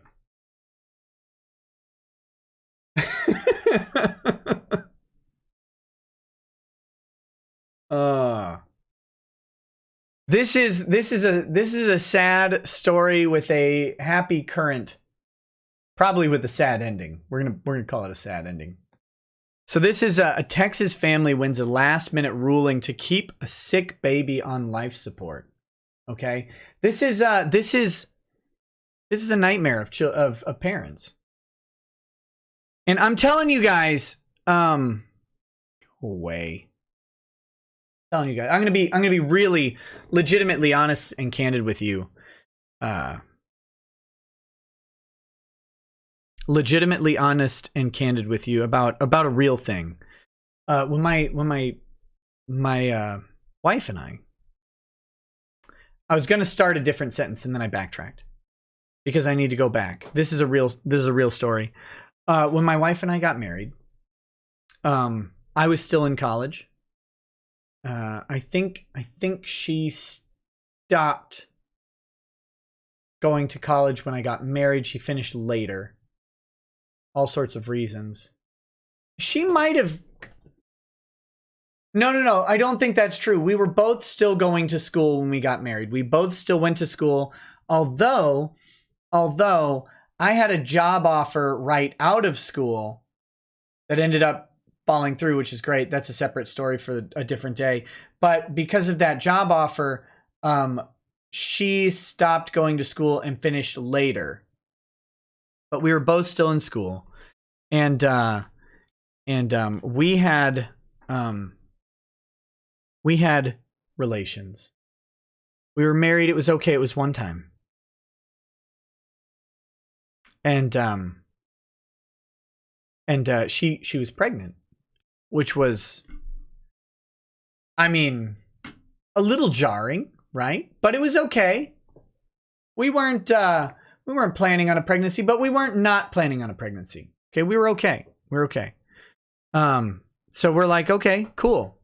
Pregnant. Wow, awesome. And then we lost that pregnancy pretty early on. Something like, she knows, I don't. Women deal with this in a different way than men. Because they actually have a thing that's inside them, and when they lose that thing, not only was it inside them, right? But it comes out, which is hard to deal with. But that was hard for me to deal with. It was really hard for her to deal with. So she remembers times. I don't. I remember dealing with things. And that meant a lot of things. It meant a lot. There's a lot to deal with. There was hospital bills. There was all sorts of stuff. Okay. But, this is what we learned very quickly is what, and I'm going to help you out, you who are young in relationships, young in life.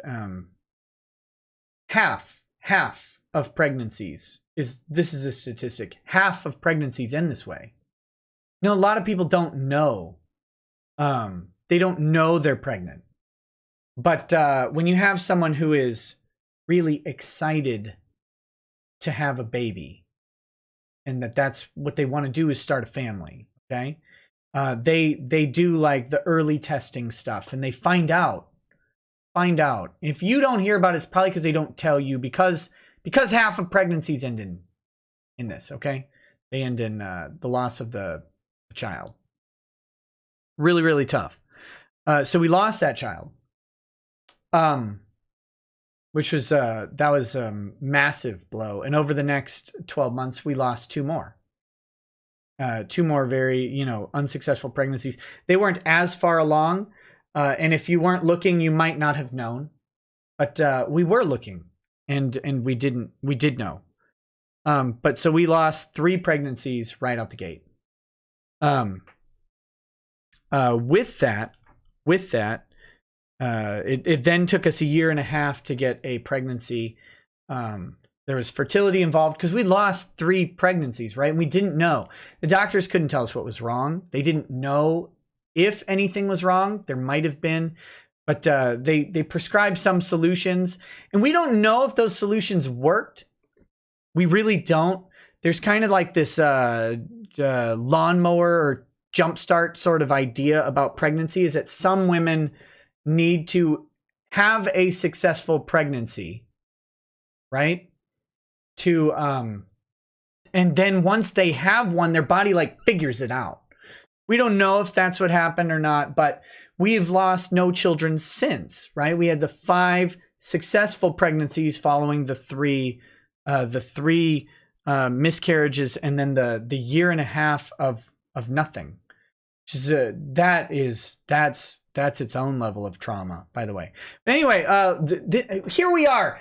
What is this liquor doing? It's making this a sad thing. This is not sad. This is a good story. I'm just explaining when I say our first son was born, I don't mean our first pregnancy. I don't mean to belittle anything or demean anything. And I wanted to share that because I'm trying to impart wisdom to you youngsters, you young folk out there who are looking at childbearing. This is your nightmare that you don't know exists. Okay, it's right here, connected to tubes. It's right there. That's your nightmare. Okay, you don't know it, and you won't until your child is connected to tubes. And this brings me to our first story, or to our story of our firstborn, who is he's great, great kid. But when he was born, he had a condition that's kind of common in kids called a pneumothorax. They don't tell you this at the hospital. This is the problem. They don't tell you this is a common condition. They just tell you when they take your baby and they say, turn off the camera, your baby's having trouble breathing. Okay? And then they take your baby away and they say, we'll come back to you. You don't know what's going on. Trust me, this is the worst fear of your life. You've heard that baby cry. You've seen it. You've touched it. You've gone through the labor process. You've delivered the baby. And then they take it and hook it up to tubes because it's not breathing. All right? It's the fear you don't know exists. And I feel like if you know that somewhere inside up here, it might help dampen the blow if it happens to you. Because when it happened to us, we had no idea. All right. And I'll tell you what you'll do for that baby, and it's damn near anything. Anything. They could put any bill in front of you with any amount on it, and you'll sign it. You'll sign it. You don't care. It's transcended the point of consideration for you. So I want you to, I'm trying to help get you into the shoes of this family. All right. The good story, the good news of my story is that my son had a condition that ended up being common for kids where they have to force air into their lungs for various reasons. They might have mucus blocking the throat. They might have something obstructing or whatever. And so they force air to help the kid breathe. Well, that forced air might be bigger than their lung capacity. It'll puncture a tiny hole, and that hole will release a bubble of oxygen or carbon dioxide or whatever on top of the lung, and then that puts pressure on their little tiny lungs, okay? It's fine. That's a fine thing. They put them under an oxygen hood. The little bubble of air goes away, and they're great. They're great. If they don't tell you what's going on, because they didn't for us for about 12 hours. It was like the worst 12 hours of my life. They don't tell you what's going on, and they say, pneumothorax and these holes in the lungs. It happens all the time. It happens a lot, and it's going to probably be okay. For the vast majority of people, it's going to be just fine. Okay, but I want to put you in the mindset of this family of Tinsley Lewis. The family of a sick baby won a last-minute reprieve to stop a Texas hospital from taking her off life support against her wishes, according to reports. Tinsley Lewis was due to have the machine switched off Sunday after Cook's Children's Hospital invoked a Texas law that allows that decision when treatment is deemed futile. While we believe every child's life is sacred, we also believe that no child should be sentenced to a life of pain, Cook Children's Healthcare System spokesperson Winifred King said, according to the Fort Worth Star-Telegram. However, the 9-month-old's family won a last minute. So this baby's been hooked up for 9 months. And I don't know her condition. We'll read about it in a second. But a premature baby could be in the hospital for easily 9 months. It depends on how preemie they are. I don't know if that's her issue. If baby has a heart condition or a lung condition, even a fixable one, they could be in 9 months is not out of the question. Family won a last-minute court ruling Sunday that forced the hospital to keep her equipment running until at least November 23rd, giving them time to move Tinsley to a hospital willing to help, the report said. We're just asking for the opportunity to give Tinsley a fighting chance. Trinity Lewis's cousin, Ty Brown, told the Star-Telegram. Tinsley was born prematurely. Oh, with a rare heart defect. Well, there you go. And also suffers from chronic lung disease and severe chronic pulmonary hypertension. She's already undergone several complex surgeries, breathes with the assistance of a ventilator, and is sedated but conscious, the paper notes. She's a fighter, her mother, Trinity Lewis, told the paper. She's been through so much. Family member Beverly Winston also said the family was willing to clasp onto any possible chance for the tot. Regardless of the reason or what the law is, she deserves a chance to fight for her life, she told the Star-Telegram of the case supported by Texas Right to Life. Sunday's ruling by Tarrant County District Judge Alex Kim gives the family until the next hearing on November 22nd to find a new hospital willing to help. If they fail, Cook's Children's Hospital could potentially switch off Tinsley's support the following day. Hospital spokesperson stood by the initial gut-wrenching decision to want to end life support. In the last several months, it's become apparent her health will never improve, King told the Star-Telegram. Despite our best efforts, her condition is irreversible, meaning it will never be cured or eliminated. Without life-sustaining treatment, her condition is fatal, but more importantly, her physicians believe she is suffering. What's not in this story, and I'm not going to go digging for the original story, is the family does not believe. The family does not believe she is suffering. They say that she cuddles and interacts with people. It's always hard to tell when this. I don't envy the doctors. I'm not trying to demonize the hospital or anything like that. I just think that this is so to bring this into the auspices of law-splaining. There's a law in Texas that says that you have 10 days. If the doctor says nothing more we can do, you have 10 days to find a different doctor to change the opinion. And they've been looking, and they have not found one in that 10-day window, but they did get an extension of time to November 22nd, which is even if they fail, okay? I can't express this enough. Even if they fail, every day, every minute, every touch with that baby means more than anything else on earth to those parents. And it's really easy to sit back and say, well, you know, the child this, child that, doesn't deserve to live, which is, that's a hard and cold decision to make in the first place, to say that you've determined someone else's life will not be valuable enough for them to have it. But that said, even if that's true, every single second that the family gets is something good. So I'm glad to see that ruling. It'll probably end up in a sad story. It really will.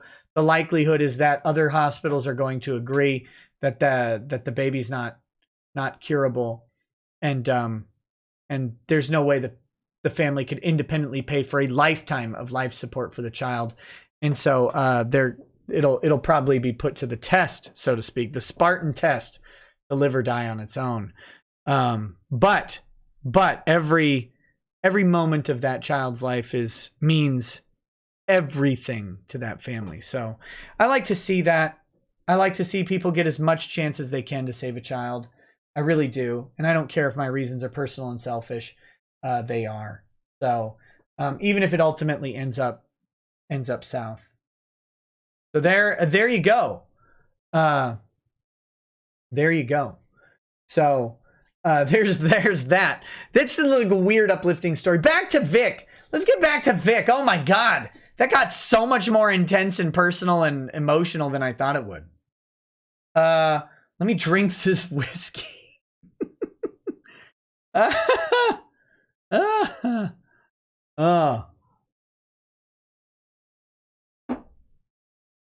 Okay.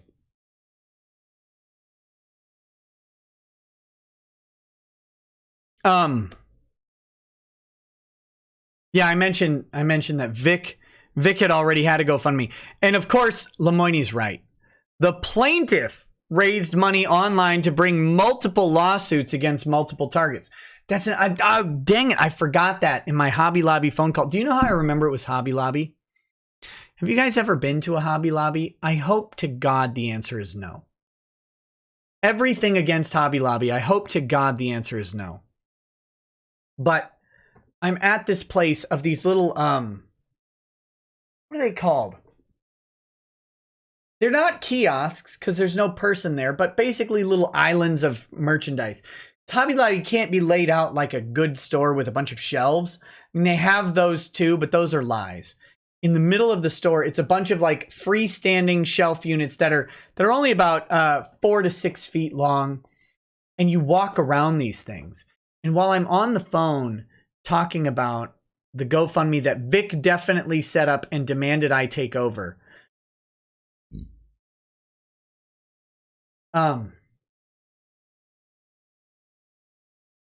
walking around these things looking. I can't remember what Lady Racket sent me out for. It was like a sign or a frame or something. Wasn't a frame. I know where those are. It was like a sign of some sort. You know, one of their little pithy signs. I think I was trying to decorate a room in my house. Mind you, we had just moved into our house a little bit before that. And so we were decorating. We're decorating. And where else do you decorate than with Hobby Lobby? So I'm walking in circles with a cart and a phone on my ear, being yelled at by a man who has already established his own GoFundMe. And he says to me, and I got dizzy. I literally got dizzy and felt ill from walking around all these stupid things. Okay. That's how I know I was at Hobby Lobby. So anyway, I'm on the phone and he's yelling at me about already having a GoFundMe. And he says, I'm going to sue some people now and some people later and then some people after that. He actually talked about 7 waves of lawsuits. 7 waves. Now, I talked him off the ledge and I said, Vic, you got to do 5 waves of lawsuits. 7 is too many. 7 is a memeable number. 5 isn't. 5 is not. He's never heard the 12 days of Christmas, so he didn't know that 5 was a memeable number. But I, sometimes you lie to people. 5 lawsuits. That's where it's at. 5 rounds of lawsuits. In the first lawsuits, you have to. And I told him this. He said, listen, you have to sue Monica Rial, Jamie Markey, Ron Toye, and Funimation. Because I have it on good authority that all 4 of those people have had sex with Shane Holmberg. I'm like, and that is gross. They deserve the guillotine for this, but we don't have that anymore. So the worst thing you can do is grind them into dust. So that's why you have to sue these 4 parties first. I told him he had to do. I said, Vic, this is legal advice. This is absolutely legal advice, and I am your lawyer when I tell you this. I know you're going to hire Ty later, but I am your lawyer right now. And you must sue badass Jamie Markey, horseface Monica Rial, universal remote wielding snack tray Ron Toye, and the cuckbag in chief Funimation. You have to do it. You have to do it.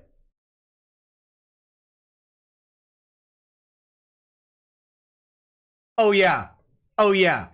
Shane said he did something 30 years ago that was not okay and would not be okay today. You know what he's talking about, right?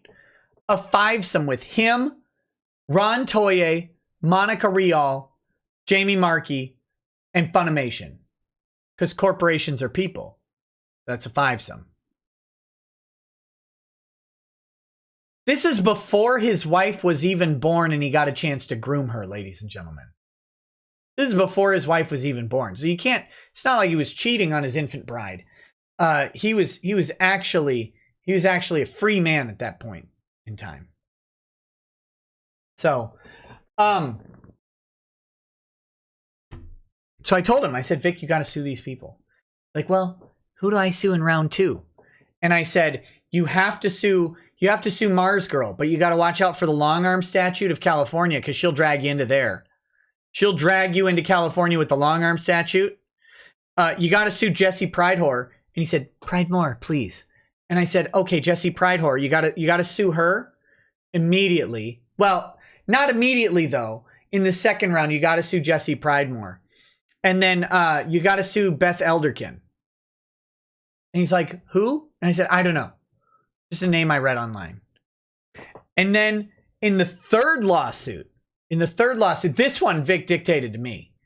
And he said, I'm going to sue Igor. I'm going to sue Renfield. I'm not going to sue Iago. And I said, Vic, what are you talking about here? What is happening? You've got Shakespeare. You've got whatever that simp that wrote Dracula was. Bram Stoker. You got Shakespeare. You got Stoker. What are these S-named authors? What the hell's happening? What is going on, Vic? You're talking in a code that I don't understand. You're Japan. 1939. I don't know what's going on. But I'll decode it.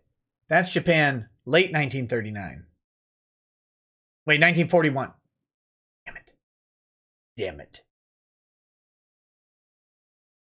Where's Nicolas Cage? I need a wind talker. Okay, anyway.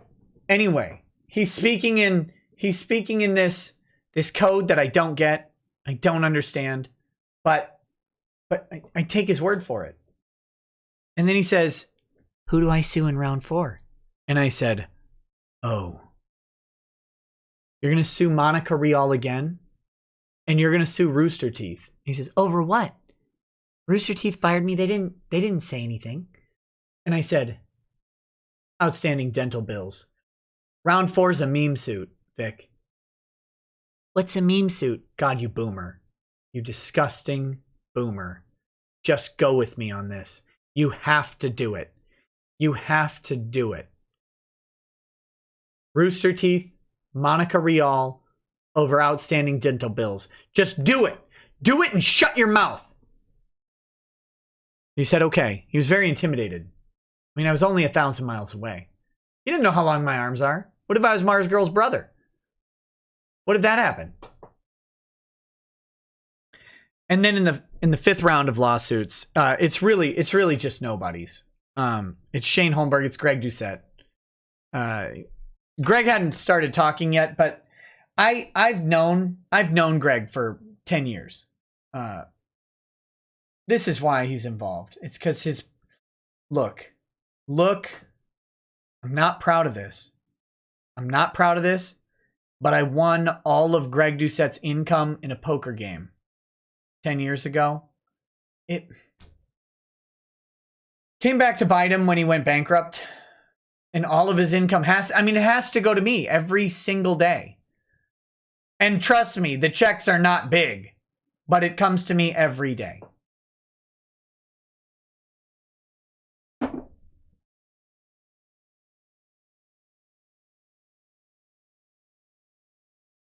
I'm not proud of it. I'm not proud of putting Doucette into poverty. And he's already there. I'm not proud of reinforcing that. I'm against the institution of poverty. Institutional poverty belongs in North Carolina, if anywhere, but that's if anywhere. Okay?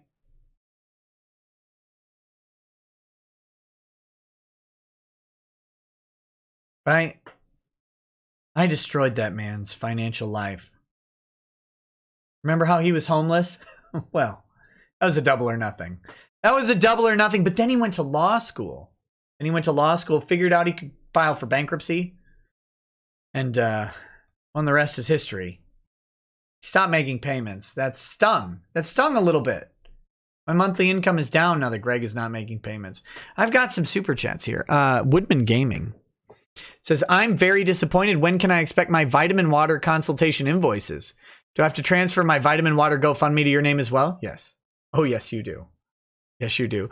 Tom531Cat says, hashtag expose top 10 Galaxy Brain anime villains. 1, Nick is actually Madara.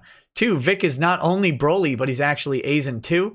Their GoFundMe plans to corner the world of con sluts and Twitch thoughterry. Hashtag mastermind's power level is maximum. Barocco Gaia. I read your name as broccoli. That's the liquor. Oh, I need to do another. Has anybody been keeping track? Am I 4 or 5 drinks down? I don't even know. I have a feeling this is not going to go well for me later. Now it just smells like turpentine.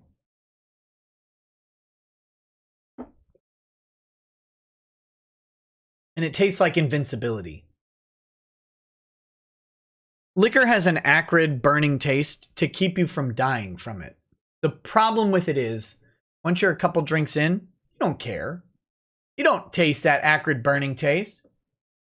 You've developed what I call hoe mouth. Hoe mouth is beautiful. Anything can go down your throat at that point. And it doesn't bother you. It doesn't bother you. Barocco Gaia says, Nick, at retail value, that's over 21,000 gallons, enough for 2 large swimming pools. Is Vic bathing in that vitamin water? Listen, I don't comment on Vic's water sports. That would be a breach of my consulting duties. You deal with that. You deal with that on your own. Okay. Let's see if we can get through this intro without another story. Oh my god. Oh my god. But beyond... express goal of silencing anyone who dares to speak out about his abominable behavior. Beyond this, plaintiff and his agents created a toxic environment online. Oh yes, very toxic. Dangerous to your own persona if you're online. To further the goals of his legal strategy.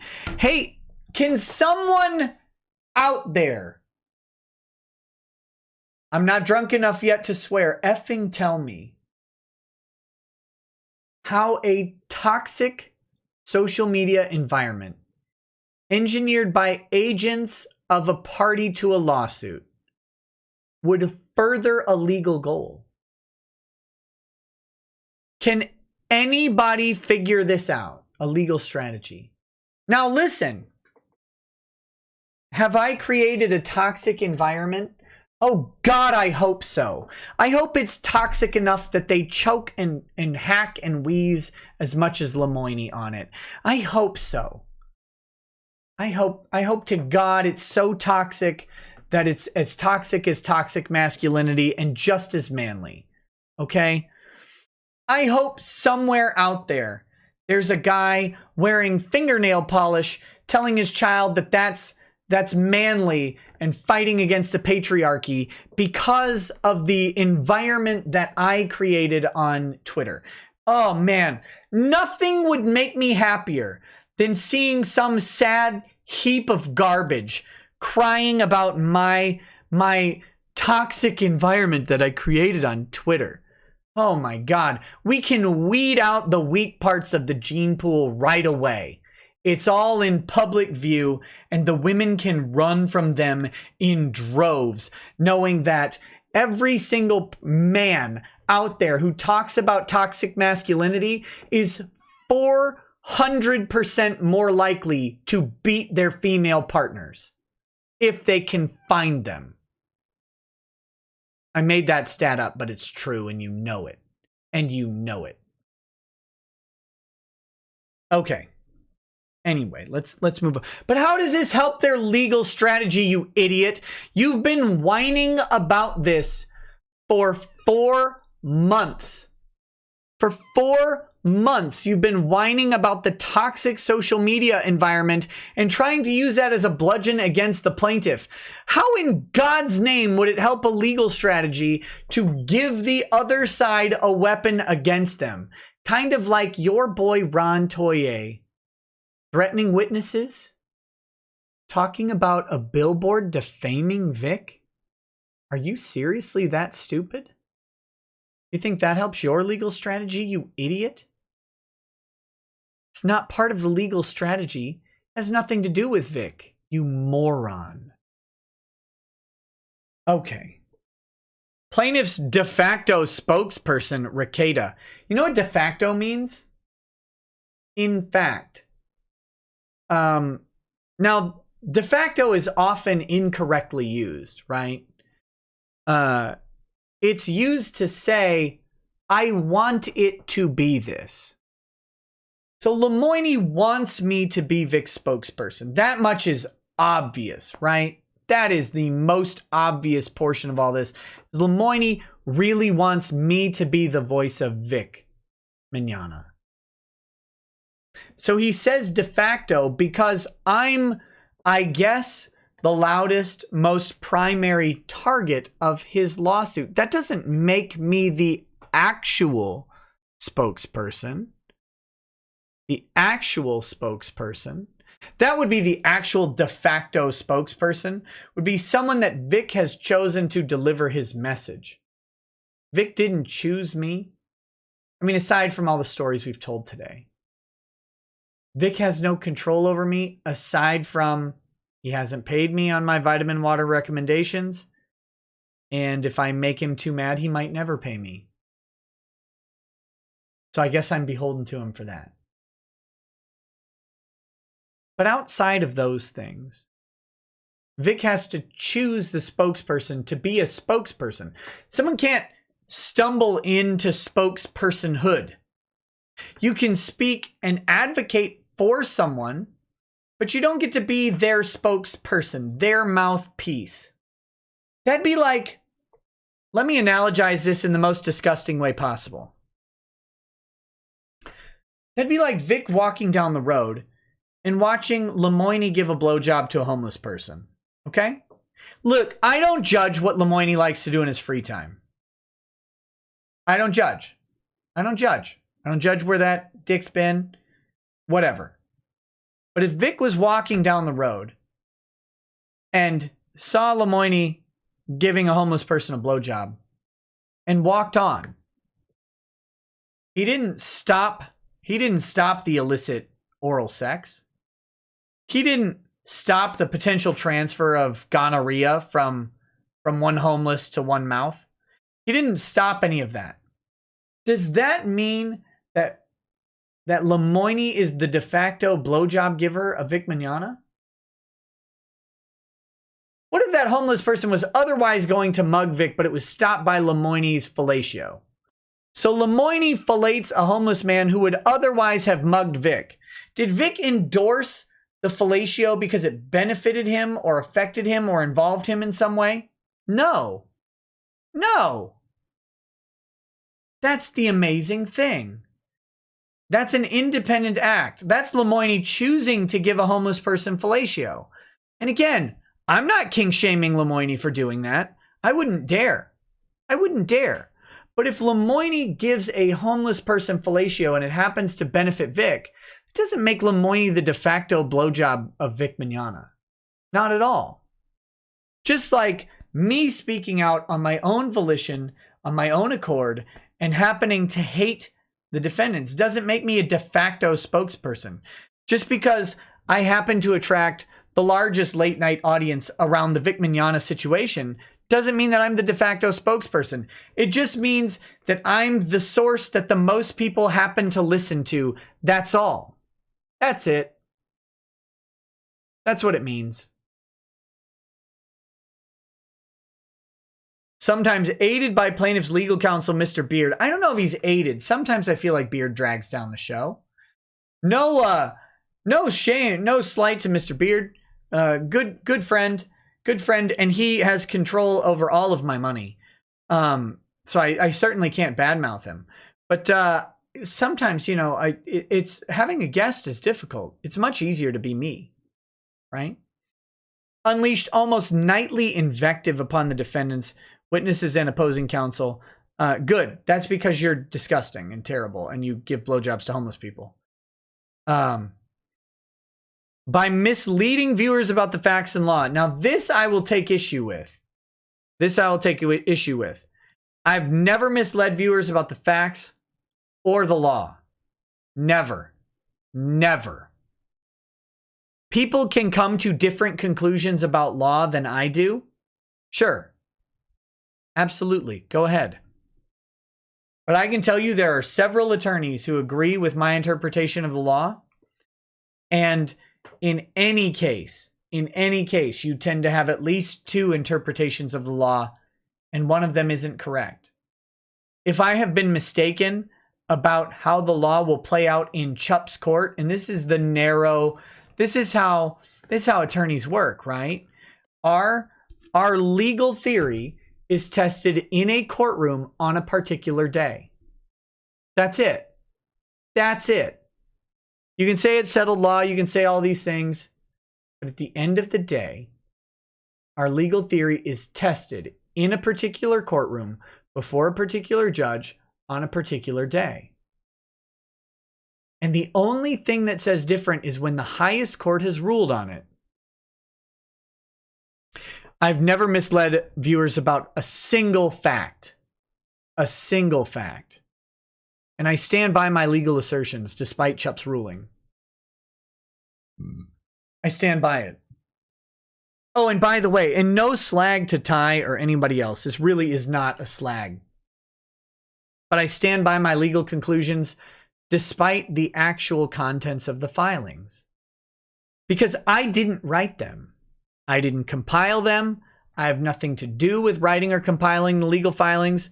And if I did, they would be different than they are now. They might not be better. They might not be worse. I don't know. We don't get to test my legal theory in Chup's courtroom. We don't get to. I'm not a lawyer in the case. I'm not a lawyer. But that said, my legal theory remains untested. I didn't get to write the documents. I didn't get to file the motions. I didn't get to bring evidence. I didn't get to choose any of this. And if I did, I don't know. I'm not saying it would be better. It would definitely be different. Because it'd be me, right? Not Jim and Ty and Carrie. It'd be a different person. So, who knows? Maybe I get blown out of the water. No idea. No idea. But I know it'd be different than what they wrote. That's okay. That's shockingly, if you hire any other attorney on earth, it's going to be different than what was written. So it's not a It's not a slight. Perception check says, what are the legal ramifications when Lemoine inevitably dies from said BJ from the effort? Look, I'm not saying his lung capacity can't take it. What I am saying is that a certain sticky substance might cover up the remaining lungs, bronchioles, and then he'd be toast. He'd be toast. Then we might get sane counsel in the case, and that's much scarier than Lemoine.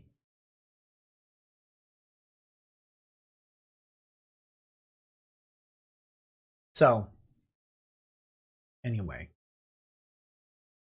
what is this? Ben Murphy, coach, says, we have a picture of you pulling the strings of Ty, who is pulling your strings, Nick. We know the truth about the puppet masters. Oh, I'm going to get into that in just a second. Go to twitlawyer.com and use promo code for the fans at checkout for 10% off. Grifting to give. Oh my goodness, we have a sponsor of the show. Ben Murphy, coach, says go to twitlawyer.com. Use promo code for the fans at checkout for 10% off. Grifting to give. I don't know anything about this. Should we pull this up? I don't want you to see my history of searching for Vic shipping. Twitlawyer.com. Let's pull this up. Okay, this is for the Puppet Master. We've got, here's the image. That's me pulling the strings of Ty, pulling the strings of drunk me with sunglasses. Oh. And then there's a shirt. There are pint glasses. There are there's a beer stein. There are tumblers. So you guys can check this out. And grifting the grifter to grift for a cause. Twit Lawyer is licensed Nick Rekieta's image to provide awesome and fun products. That's true. I did endorse the usage of my image to help support the Vic Kicks Back campaign on GoFundMe. The artist who created the image and a stay-at-home dad who is grifting hard to be able to stay at home with his kids. Hooray, capitalism. So here you go. If you guys check out twitlawyer.com, if you like the image, if you want a t-shirt, a pint glass, a stein, a tumbler, maybe there's more. There's more. I don't know. Oh, there's a whole bunch of stuff. There's posters. There's notebooks. There's a puzzle. There's a puzzle. I might buy a puzzle. There's luggage tags. If you want one, go buy one. I believe some percentage of this is going to go to the GoFundMe. So there you go. If you like the image, you can certainly buy it. Support the GoFundMe. Buy yourself something nice, girl. Buy yourself something nice, girl. Uh-oh. I'm in I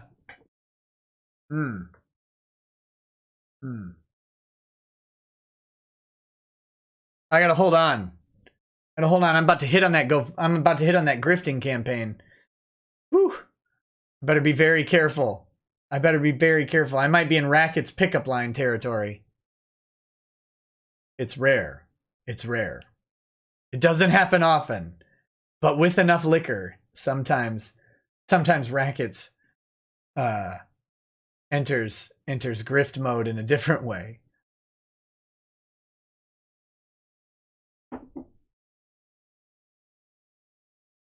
All right.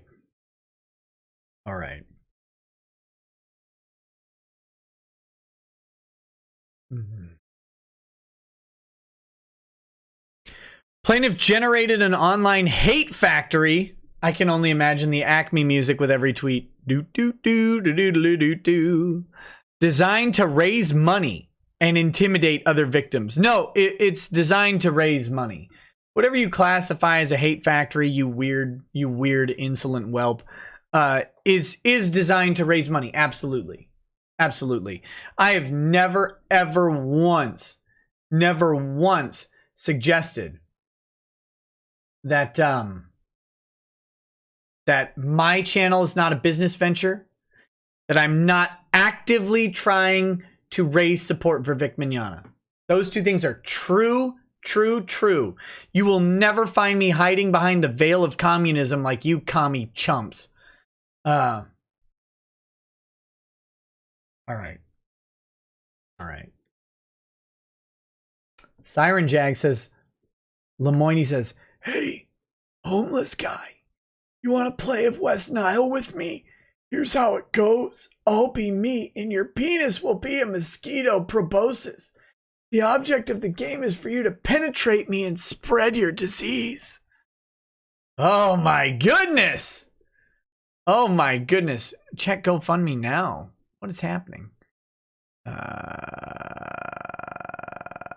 Where did it go? Uh-oh, hold on. Nope, that's not it. Where did it go? Oh, here it is. Okay. We've got, wait, I know that we talked about the anonymous donation of $1,000. That was 55 minutes ago. Is there a new one? We've got another 25 from anonymous. We're at $261,145. Thank you so much. So much.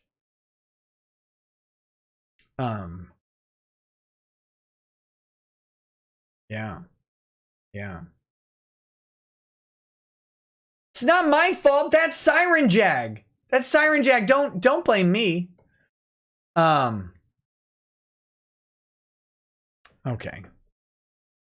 Watch out. I'm almost drunk enough to call all of you beautiful. Where were we? Here we go. Even the constant stream of negative press has not slowed down this harassment strategy. And here we go. Here we find out. This is clear, right? That that the defendants have engaged in a press engagement strategy. Obvious that they bought off the whore named Sharon Grigsby, the news whore. I don't want to imply that Sharon Grigsby has sex with anybody because that's disgusting and I'm sure her pelvis would break. But either way, the news whore Sharon Grigsby, who in traditional mainstream news fashion sold the story to the bidder. And the bidder is Monica Rial, Ron Toye, and Jamie Markey, who paid for coverage. And absolutely they paid for this story. The hallmarks of it are all over the place. They did it to try and shut down me. How embarrassing is that? They thought a news story would silence a YouTube channel? Do they know that it's 2019? Do they know that? It's 2019. You can't shut down a YouTube channel with a news story.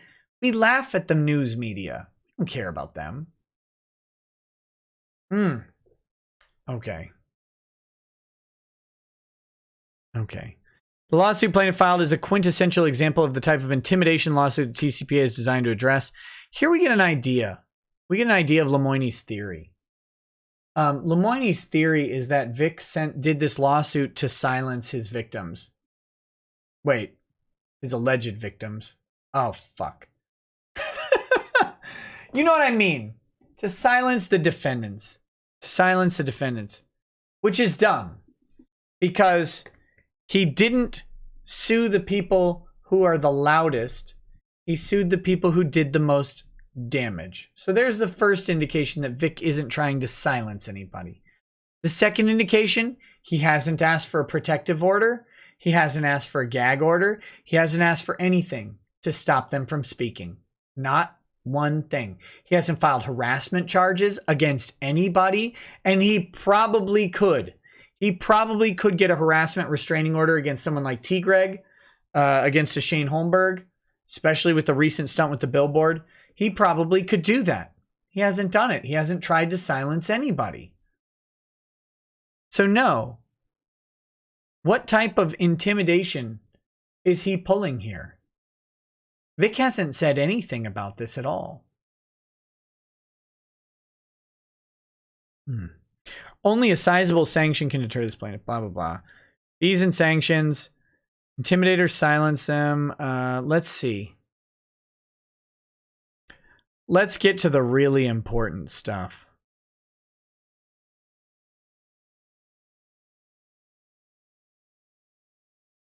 Plaintiff told his Twitter followers that he approved the creation of the GoFundMe war chest. Oh no. Let's see. Notice they don't cite to his tweet. They cite to his statement in the deposition. They could cite to his tweet. What does this tweet even say?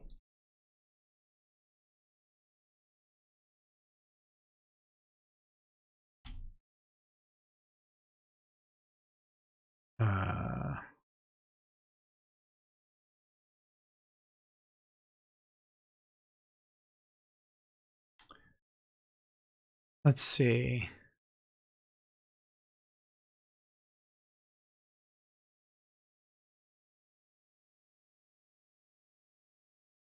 All right. Let's read Vic's actual words here. I think that's important. This is Vic's tweet from the 20th of did they lie? They lie? No, February 20th. That's right. Words cannot express the depth of my gratitude for all the kindness and support that has been shown to me over the last few weeks. I had hoped that my apologies and acknowledgments, both public and private, would be received, but I have now very reluctantly retained a law firm as my last and only recourse to attempt to salvage my reputation, my 20-year career in this industry. Oh, this sounds like a slap lawsuit. Straight out, right? My last and only recourse after trying other things to salvage my reputation.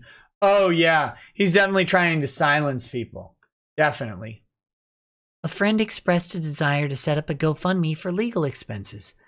I approved his kind offer and am so grateful. But I'm not managing it, nor will I personally receive any of it. Any surplus will go to the Salvation Army Dallas Domestic Violence and Abuse Shelters. I hold no malice towards anyone. I just love my work and the fans and sincerely wish to continue. There you go. Listen to the hate, intimidation, and silence just emanating off of the plaintiff there. How dare he? How dare he not die?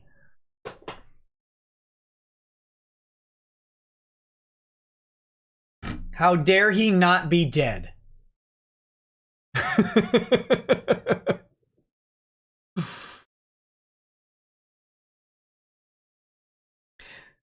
The motive for the GoFundMe war chest, as screamed at the camera by Rekieta, was to grind into dust the terrible people and scum that had lied about the plaintiff. Yes! Yes, yes, yes, 1,000 times yes. Yes. Oh, please say it again, Lemoine. The terrible scum. Take out people. Damn it. Do I have any regrets? Kevin, if you're watching, from Minnesota Lawyer, I amend my answer. I called them people. The terrible scum that lied about the plaintiff. Yes, yes, yes, yes. Grind them into dust. Grind them harder than an Atlanta strip club, okay? Grind them into dust. They're terrible scum. Take off people. They're not people. They're not people. They're nasty, disgusting husks of people that are scum. I despise anyone who lies about other people. Think about that. I so despise liars about other people that I don't refer to them as people themselves. What does that tell you about what I've said about the defendants? Here's a thought. It's all true. It's all true.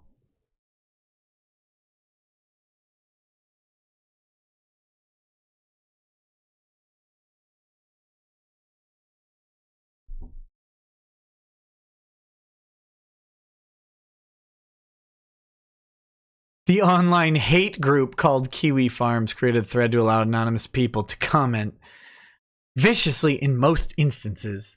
Oh my God. Karen Lemoine here is great. About plaintiff's perceived enemies. They're not his perceived enemies. They're his admitted enemies. I'm pretty sure Ron has called himself an enemy of the plaintiff.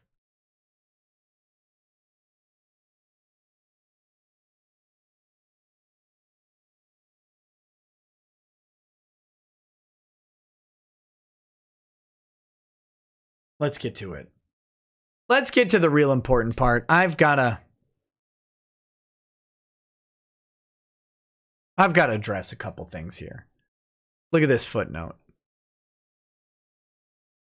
It's difficult to imagine that Rekieta is not himself one of the anonymous trolls, considering A, the coincidence of the timing of the thread creation. Listen, you dummy. Listen. It was created April 13th. April 13th. Wait, what did you cite? Yeah. No, February 22nd. Hey, Lemoine, let me help you out here. Kiwi Farms has been watching my show for a couple reasons for a year up till that point, roughly. 1, Maddox is a lolcow who sued Dick Masterson for the most ridiculous thing, and I covered it. So even if that lawsuit was over and dead and nothing else happened, even if Maddox was over and dead and nothing else happened, I just carried on with my YouTube channel and never mentioned another topic interesting to the Kiwis ever again. Some errant Kiwi would be checking out on me from time to time to see if I was like drinking my own urine on stream yet. Gargling my own urine like you do, Lemoine. Because this is who Kiwis are. They watch an ungodly amount of online content looking for someone to laugh at. Lemoine, here's the sad thing. I'm a target for that and have been for a long time. I haven't given them enough. I mean, some reasons to make fun of me. I haven't given them as much reason to make fun of me as you have. And they've been watching my show for about 2 years. Because of the Maddox stuff. Not because of me being special, but because I was covering an exceptional individual suing someone else. That's it. That's it. So even if I stopped and went away, they would still monitor from time to time and just check in and be like, look, is this guy gargling urine on stream yet? Because it's probably going to happen. It probably will. It probably will. When I run out of whiskeys to review, I'll get really drunk and review my own urine. That's what'll happen. Okay? That's why they're watching. That's why they're watching. But even if that hadn't happened, I also covered Meyer versus Wade, which was another tard wrangling session, right? With a super spurg named Mark Wade and acknowledged pedophile and pedophile defender Mark Zaid, right? We've got a twofer in that case. In that case, we have a twofer. We have a spasmodic prepubescent weirdo named Mark Wade. And then we have someone who likes to watch prepubescent girls named Mark Zaid. So we have a twofer going on. So yes, Kiwi Farms was watching my show. It's not coincidence. Well, it literally is coincidence. It's coincidental that Vic would file a lawsuit in the midst of coverage about a weirdo named Mark Wade that Kiwi Farms was already watching. This isn't rocket science. But no, as I have said over and over, and would say under oath while taking a dump on your stupid face. Except you like that. Damn it. I don't have a Kiwi Farms account. No post on Kiwi Farms belongs to me. If you think I'm Captain Manning, you should probably Epstein yourself. Because Captain Manning is a completely different person with his own set of struggles, and he seems like a good dude. He's the guy who created one of the threads If you think I'm mindless observer or whatever, again, run yourself over with a bus. I don't care how you do it. In Minecraft, of course. I don't care how you do it in Minecraft. But I'm not these people. I don't have a Kiwi Farms account. I specifically have avoided. I go to Kiwi Farms and read what I can. There's some... I learned a couple months ago that you have to have a Kiwi Farms account to access all of the pending threads. I didn't even know this. No idea. But I go to Kiwi Farms and I read various things for all sorts of reasons, mostly to laugh. Because they're funny. They're funny guys. And I certainly don't hate them. And I know that at some point, Kiwi Farms will probably dox me. And will probably decide that I am lolcow worthy. Sure. That's how it goes. But for now, thank God. Thank God they haven't. Great. But that doesn't mean I'm on it. It's not a singular organism. It's a group of people, individuals. Maybe you'd learn that if you weren't a communist pile of trash.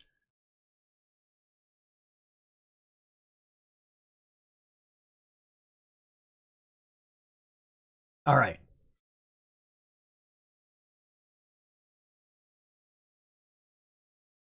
Nick Rekieta's Weeb Wars threat that was created on April 13th, only a week before planning to file his lawsuit, which you can figure out really quickly from reading the thread that it was because so many people were commenting in the main Weeb Wars thread. And by the way, it's Weeb Wars live streams and videos. Get the title right, you chump.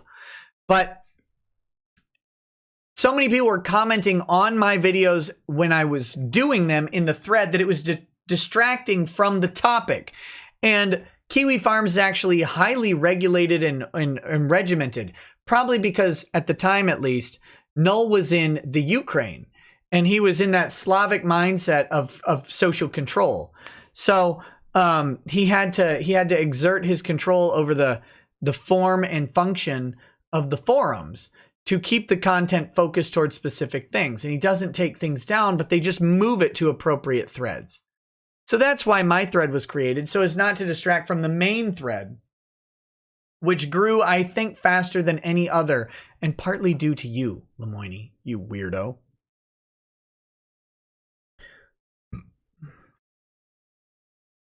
Here we go. Let's get to the real thing. This is the most important part. This is the part that I have not been 100% honest about, and I feel bad. There's, like I said, there's truth in all these stories, guys. So here we go. Rekieta referred plaintiff to Mr. Beard. Well, I've already dispelled that. He knew he was going to hire Mr. Beard already. I said so today, so it's true. Who, upon information belief, is the co-trustee of a substantial trust fund in which Nick Rekieta is a beneficiary, and the registered agent of Rekieta's new business entity, Rekieta Media LLC. Guys, I got to tell you, he's 100% right. He's 100% right. My trust fund is $700 million. I say my trust fund only because, as we know, the will that's attached created a discretionary fund with residuary portions of the estate. And my grandfather was as rich as Bill Gates, so just the 700 million was unaccounted for in his estate planning. All right? Okay. And I say my trust, even though it's not my trust. There are several descendants of my grandfather. There are like 6 people. How many? Hold on.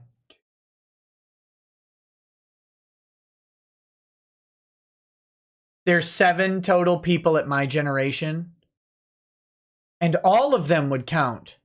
All of them would count, but it's mine because I stole the GoFundMe money for Ty, and through Ty have stolen the trust amount.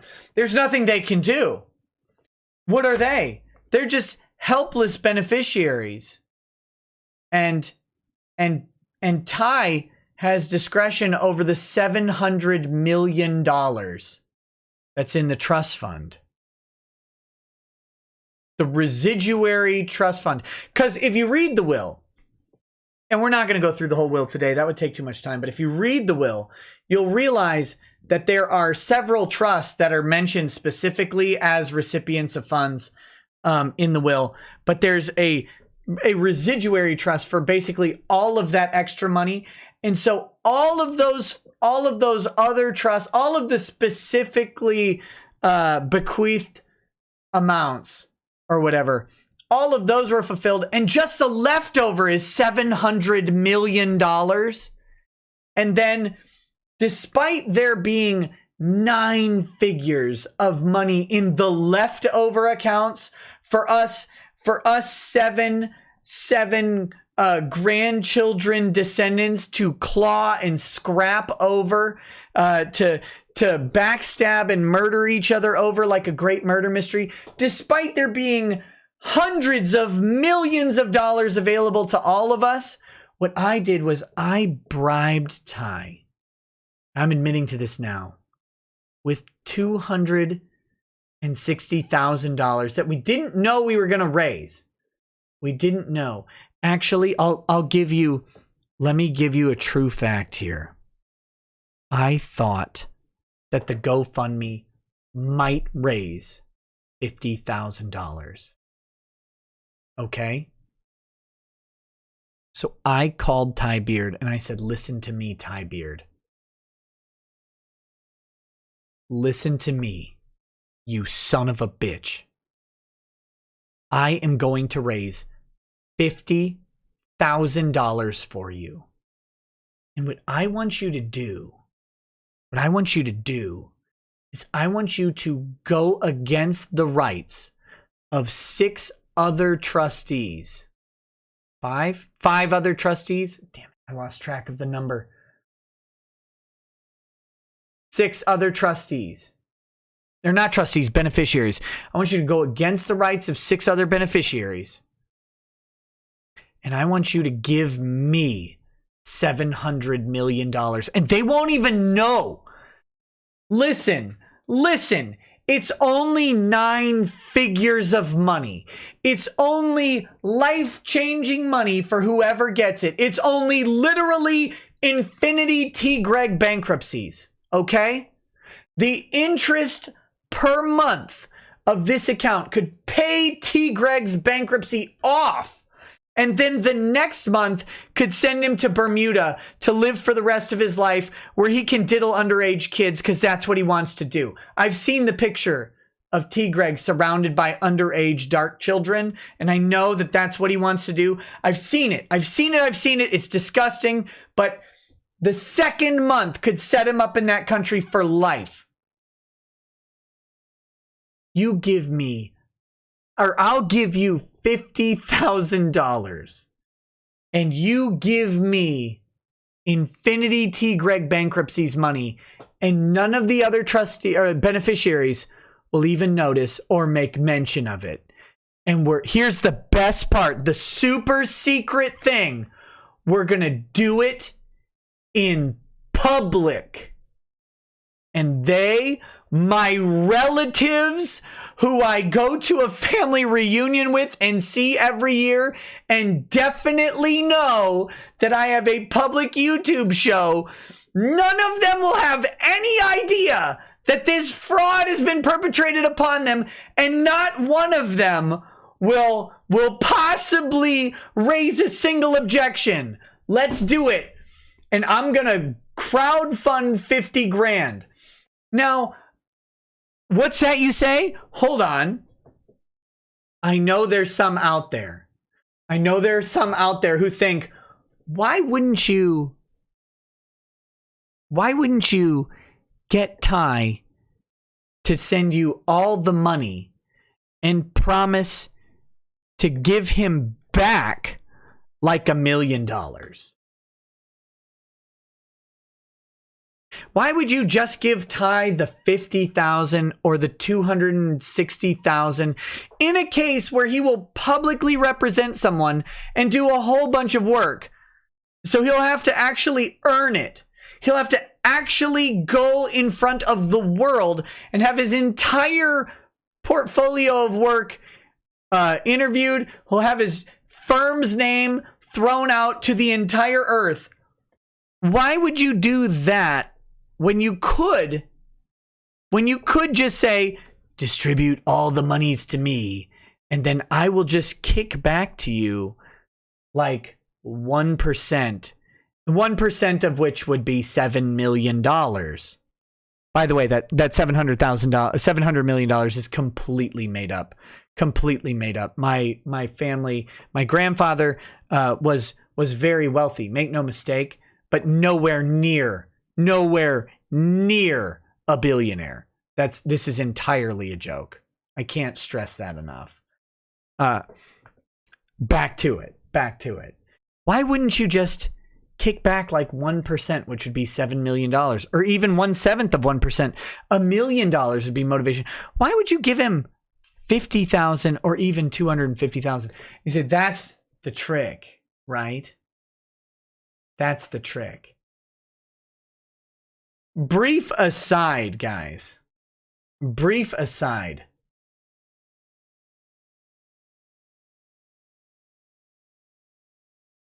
What does it tell you about the opposition's lawyers and about law Twitter?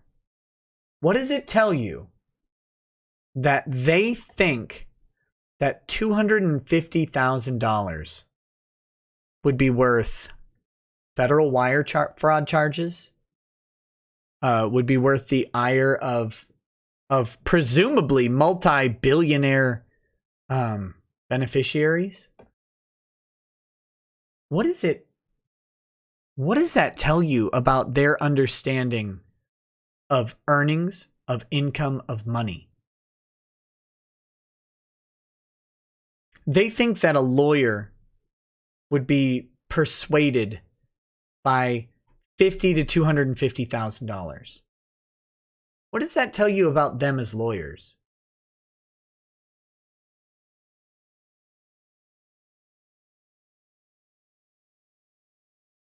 They don't have any money. They don't make any money.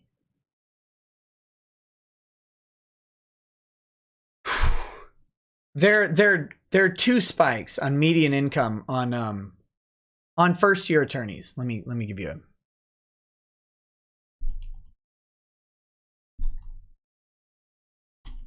Just read a story about this the other day.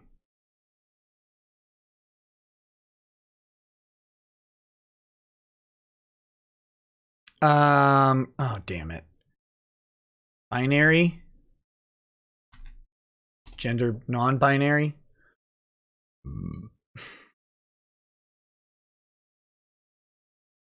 F.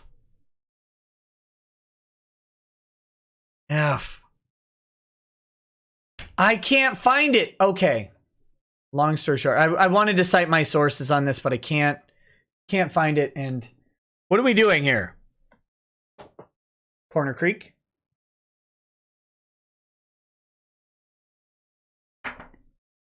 And now I'm drunk enough to eat on stream. I can't cite my sources here, but there are two spikes on median income as attorneys. There's a binary median income, all right? There's one around $55,000. 55, 60, I think it was. Don't quote me. It's not going to be it's not going to be 100% accurate. $55,000, $60,000. And then there's a second spike, and it is remarkably higher. It's in the neighborhood of $170,000 to $190,000. Okay, so there are these binary median income spikes. It's a dual median income. Now, part of that is you've got urban versus rural areas, and part of that is you have government jobs. That's the lower spike versus private sector jobs, it's going to be the higher spike. You've got the top 10% of lawyers versus the rest of lawyers. Law school graduates, I shouldn't say lawyers.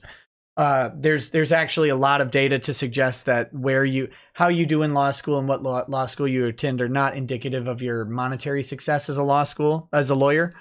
Anyway, you've got a binary line. The lower binary is $55,000 roughly. You're talking public defenders, stuff like that. Okay. Smaller town corporate lawyers, 55 grand to start. Big city corporate lawyers, top 10% of your class, you're talking literally a median income of somewhere around 170 to 190 grand. Huge amount of money per year. Your job sucks. You're going to be flying all over the country. You're going to be doing depositions. You're going to be doing a very specific and narrow part of legal work over and over and over, because these are big meat grinder firms that handle a lot of the same types of cases, and you're going to be doing the same thing in all of them. You're going to be the one cog in the wheel. Doesn't matter. Great income, but you're going to work 80 hours a week for it, okay? Let's be clear on that. There's this dual median spike.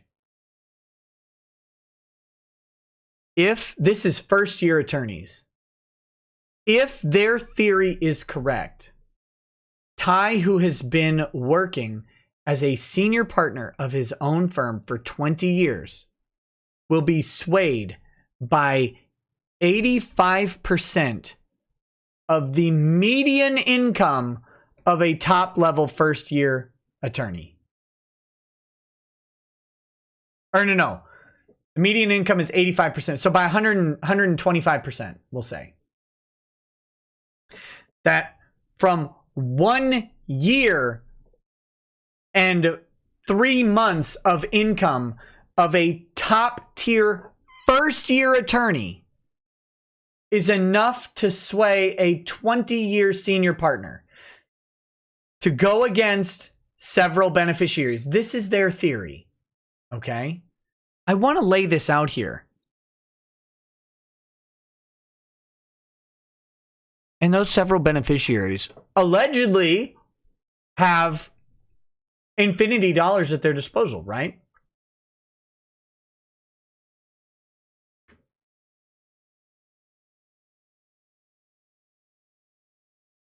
Logically, let's think that through. If I have millions of dollars, why would I do it through a GoFundMe? Why would I try and publicly persuade Ty Beard to give me more money than my co-beneficiaries?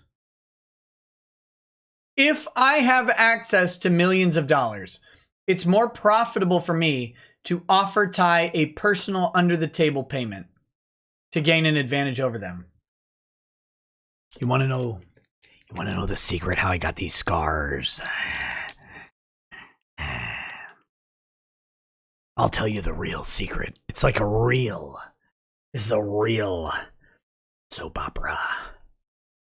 I used my personal money that I swindled out of Ty Beard to hire hitmen to murder my own family.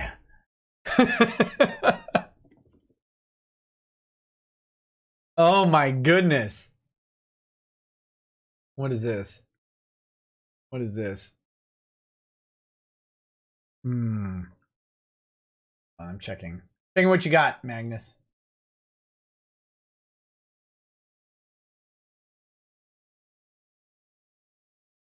This is from 2012. Okay, this works. This is 2012. Here we go. Thank you, Magnus. This is a couple years back, but it stands. This is true. This is still true today. So here's the mean income, 73 grand and 78 grand.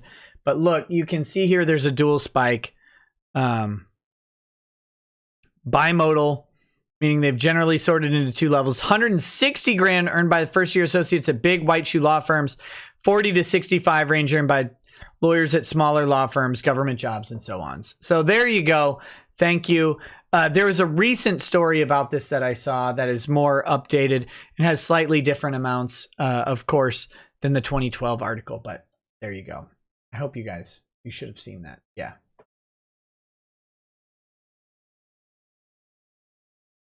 Anyway, the reality is far darker. Are you guys ready? I hope you're ready for the real story. Because the truth is always between the lines, right? It's always between the lines.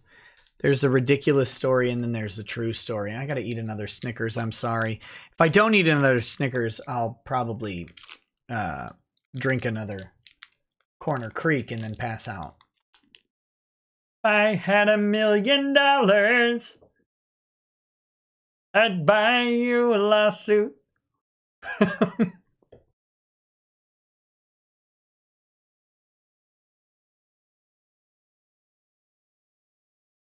If I had $1 million, we wouldn't have to grift anymore. If I had $1 million, we'd grift everyone 'cause it costs more. Oh my God. Sorry. That's Wolvenar's fault. Thank you. Thank you.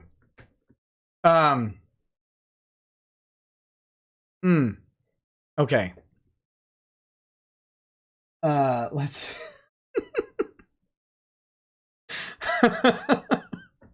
I apologize. I apologize to all my friends, supporters, and family for the abomination of singing.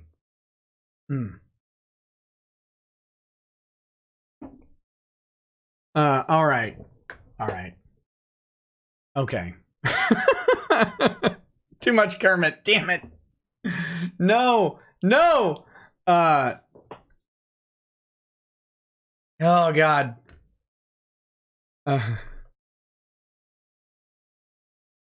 Okay. I gotta stop reading. You guys are too funny. No. Okay. Let's get the real story. I gotta warm up my Thai impression. So as you know, my grandfather, as has been pointed out numerous times by the lovely ethical lawyers and law students on Law Twitter, my grandfather passed in 2016. A truly great man, in all respects, and I can only hope to have lived to both please and disappoint him. Because if you don't disappoint the truly great people in your life, then you're not taking risks, and you're not stepping out of the mold. You're living into expectations of other people, and don't do that. Don't do that. I sincerely mean that. You should live to both please and disappoint the people you admire. Okay? All right. My grandfather was a truly great man, one of the smartest men I've ever met. One of the kindest men I've ever met as well, and most generous. Also, not without his flaws. Not a perfect man. Nobody is. But he passed away in 2016. And I have to tell you, on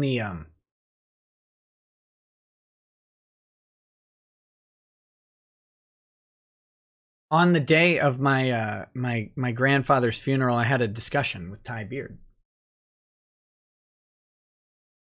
2016. I was a lawyer then, a whelp of a lawyer. Even my grandfather. Dang it! I hate. Why do you guys do this to me? My grandfather. I remember when I told him I was going to law school. Because I learned something about him that day. My grandfather was a chemical engineer. Okay? Let me put that out there. My grandfather was a chemical engineer, and a very, very good one. A very good chemical engineer. Highly respected amongst his peers. That being said, I talked to him and I said, "Hey, I think I want to go to law school. I think I want to be a lawyer." And he told me, you can not confided. He told me a story I never heard because no context to it. But one of the people he respected most, I believe, was one of his uncles, who was a lawyer. And he had always wanted to be a lawyer. He'd always wanted to be a lawyer. And he respected his uncle, but when he went to school, he found out he was better at math. And lawyers are not good at math. So he was great at math, great at engineering, and that's what he did. That's what he did because that's what fit him. But he always respected his lawyer. And so he was really, really happy that I was going to be a lawyer. That was a proud moment, which is personal to me. And I'm sharing that with you because, well, it's time, I guess.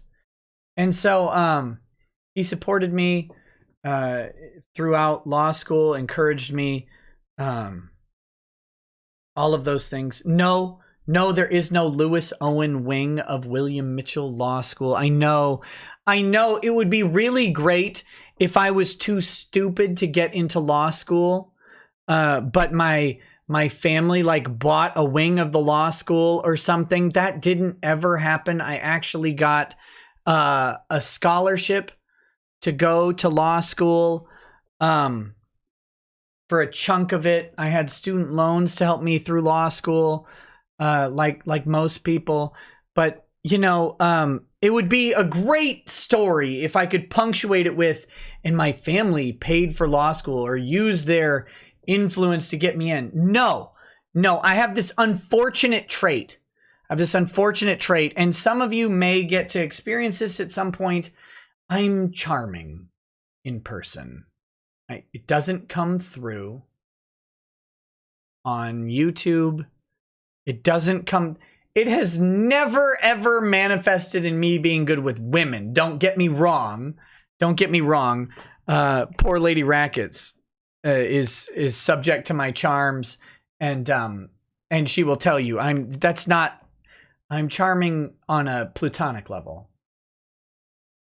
But I am good. I'm good at interviews. I'm good at talking to people and sitting down with them. It's one of the skills that I have. I don't know why. I just happen to be charming. And that is what got me pretty much everything. It certainly wasn't my undergrad scores, which were, as a writing major, who does work as a writing major? I never planned on being an attorney. And then, 10 years, not quite 10 years, several years after undergrad, I decided to be a lawyer. And I told them this. I'm like, I'm just a guy who right now wants to be a lawyer. Never dreamed of being a lawyer. Didn't care about lawyers. Nothing but, I want to be one now. That was part of my personal statement. But I went in and talked to the admissions staff. And I talked to them. And we had a great conversation. I tend to have good conversations with people. So let me just point that out there. That it was not by my own merit that I got into law school. My scores were fine. My LSAT score was very capable. My undergrad scores were enough that they didn't dismiss me, but they weren't good. I was not a good student. And that's fine.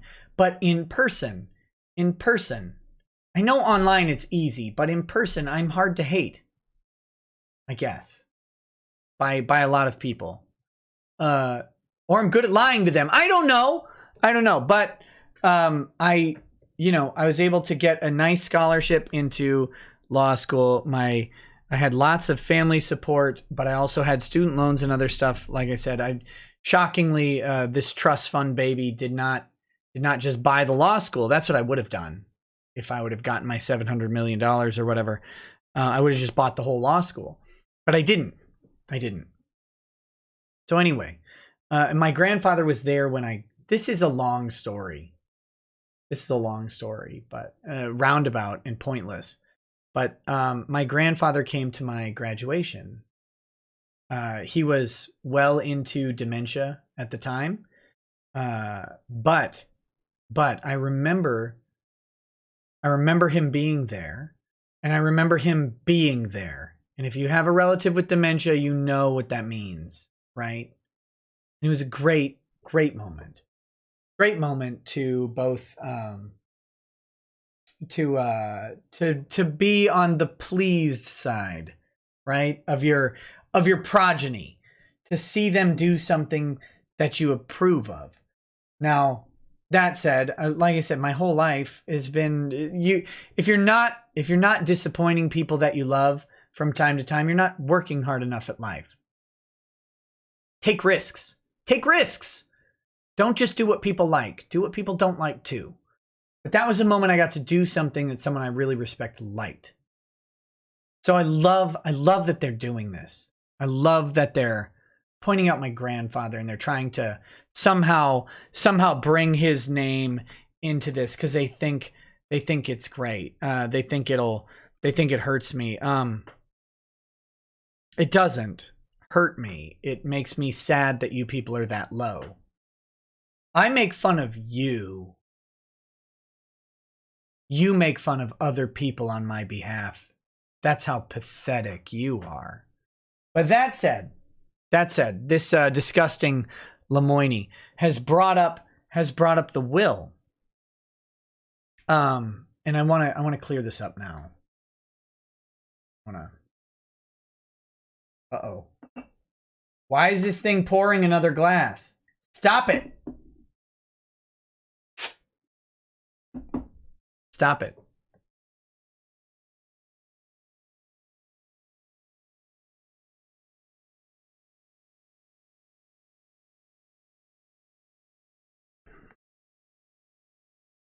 I want to point out they brought up the will.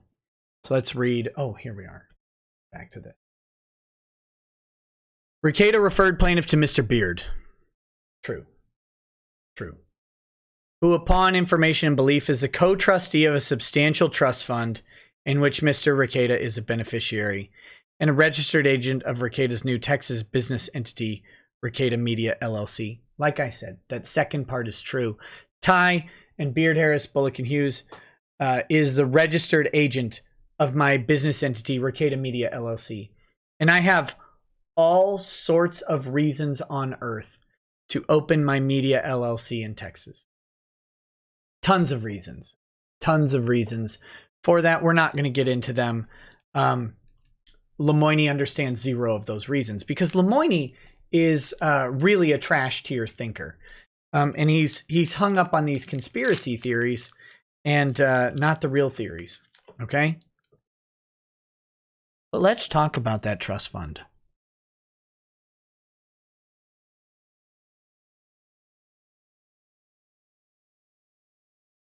I had a conversation with Ty on the day of my grandfather's funeral. All right? And it was a scary conversation. As you guys know, like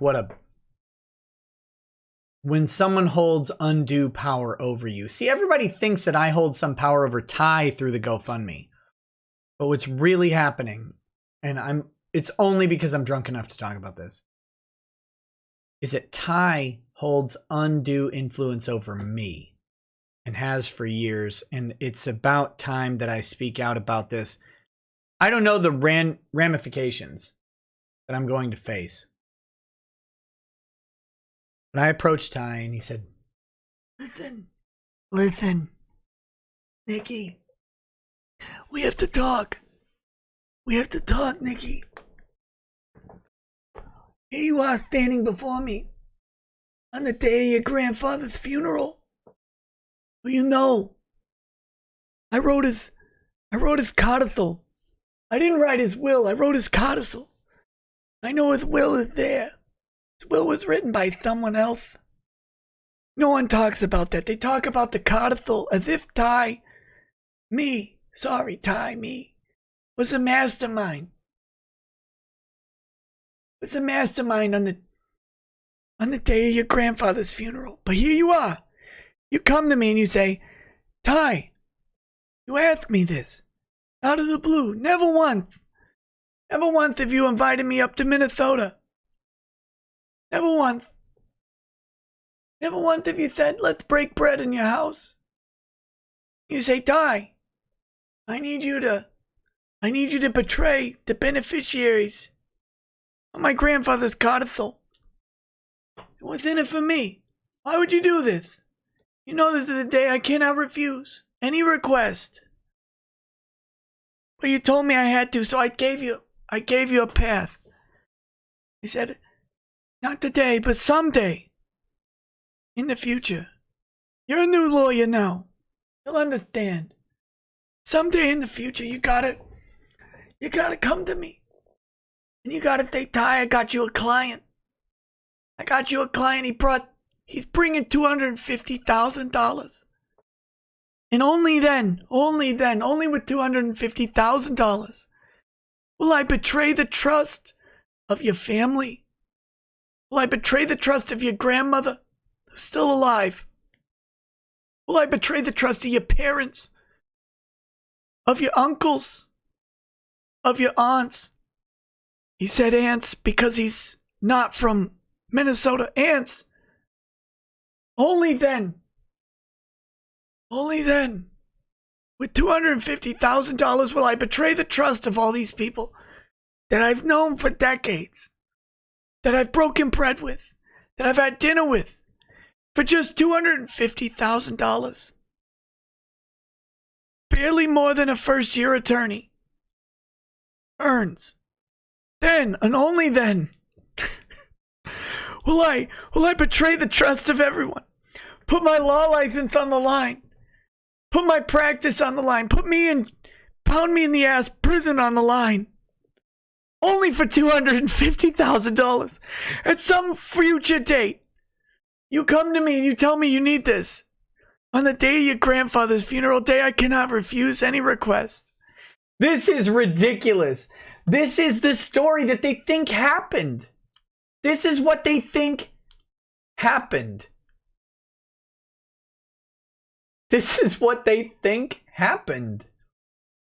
Think about this. Now, real story. And I walk a fine line. I walk a fine line joking about trust funds, about Ty, about the will and all that stuff. Damn it. I want to just stick with the joke. Can I just stick with the joke? Please, can I stick with the joke? God said I can stick with the joke. Never mind. F y'all.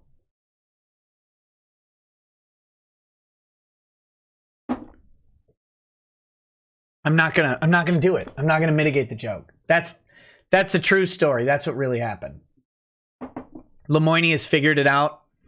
He's read the Morse code messages I send back and forth to Ty. That's how it happened. We're gonna stick with that. It's 2:30 in the morning. I'm gonna read through super chats, and then I'm going to urinate for like 8 minutes straight, and then I'm going to Twitch, and I will put on a thought top. And if you want to come laugh at me on Twitch while I pretend not to be too drunk to violate Twitch's terms of service, you can do that. Because I've got some Neverwinter Nights to play, all right? So, let's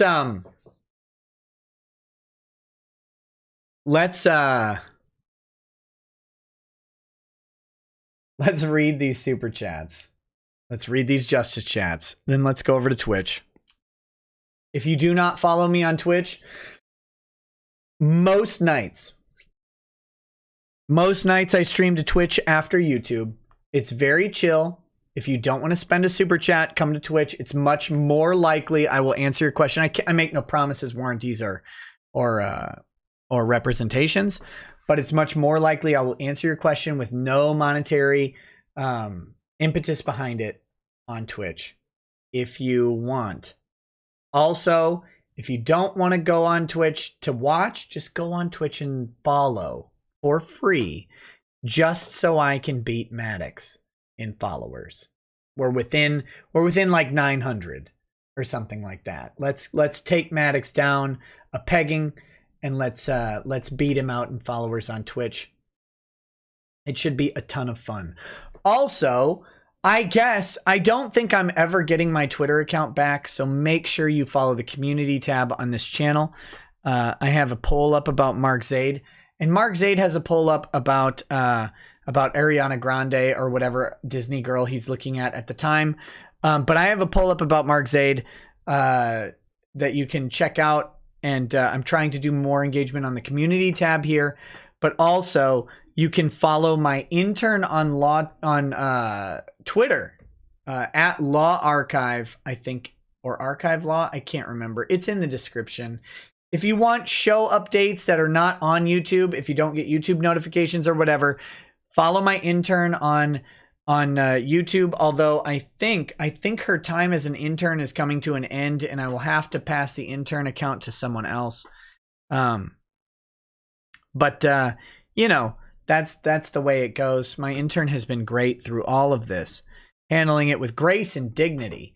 But it might be time for someone else to take over the intern account. So that said, you can, whatever the case, if my intern finds greener pastures, or if if I transfer to another intern or whatever, that will be announced, and then you can still follow the account and it will still make show announcements. I'll just get a new intern for that. So so that being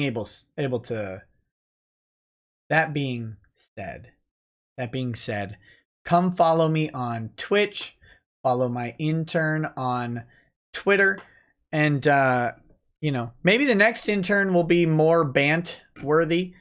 But I don't want to, there's always a risk that your intern will get doxxed. And so I don't want them to mess with their careers on my behalf. But, that's how it goes. Yeah, let's read these chats. Thank you all for watching. If you peace out during the chats, I understand. But thank you all for watching, and come follow on Twitch. Also, there will be some more daytime Twitch content coming in the very near future with modern games such as Dark Souls, Monster Hunter World, and etc. I just have to work out with Lady Rackets when I can justify spending hours playing a video game during the middle of the day.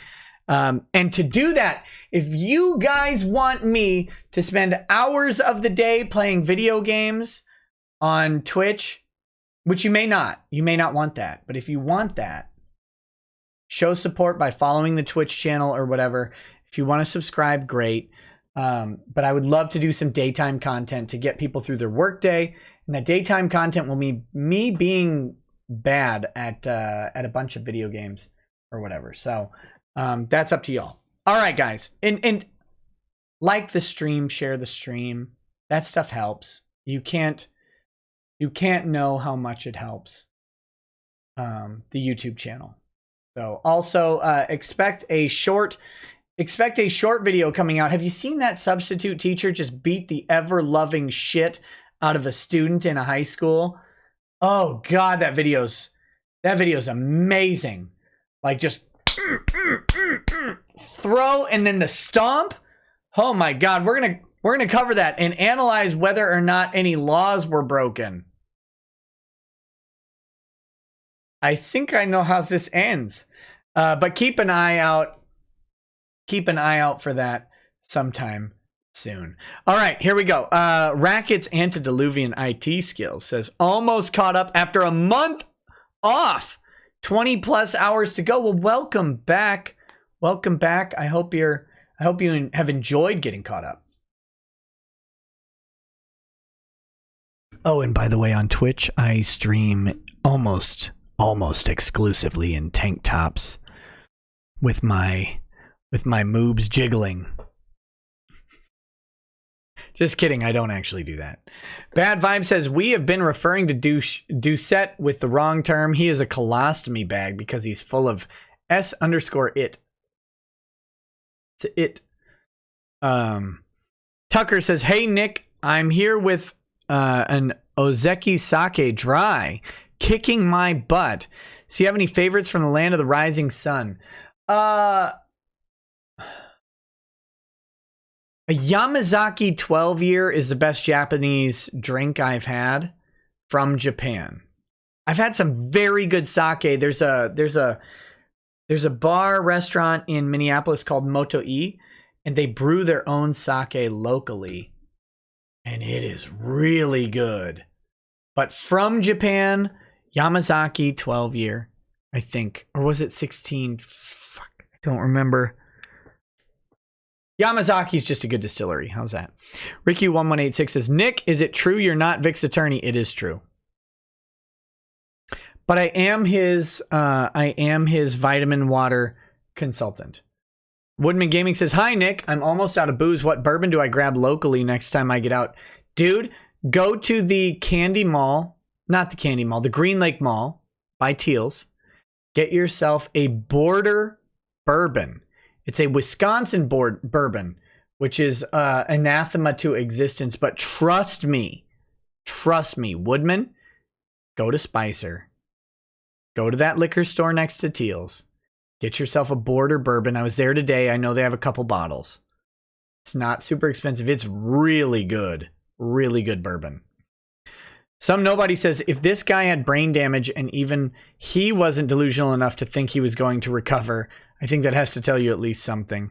Dracula Garfunkel says, Lemoine is literally a pair of clown shoes. Stay away from Shane. Chandler West says, Nick, any whiskey recommendations for new drinkers? Yeah, new drinkers, get yourself a bottle of Oban 14 or Dalwhinnie Distillers Edition or Dalwhinnie 15. Either way, I recommend the Distillers Edition. Start with those. They're great. They're a little expensive. You're looking at about $75 to $90 a bottle, depending on your taxes. But trust me, worth every penny. Gawker's Death Rattle says, sweeping semen like an Olympic curler. Hurry, hurry, hard, hard! Iron Mater says, I don't block ads, but I do block the proliferation of Wakanda royalty, one princess at a time. Guys, I found out there's a Lake Wakanda near me. There's a Lake Wakanda. I don't know if that's where all the black fish are or whatever, but there is a Lake Wakanda. Alan Rees says, Nick, please check your email about the billboard. Thank you. Luminaire says, you should end the show with a GoFundMe total for J-Dolph. Oh, I will. Isabel Caden says, hi, Nick. Love you. Okay, bye. Later. Bye, Isabel. Love you back. AGK says, yo, Mr. Nicky of the Sweaty Sausage Squad. Hey, Nicky. Just getting off work and jumping in. You have a good rapport with any lawyers in Illinois?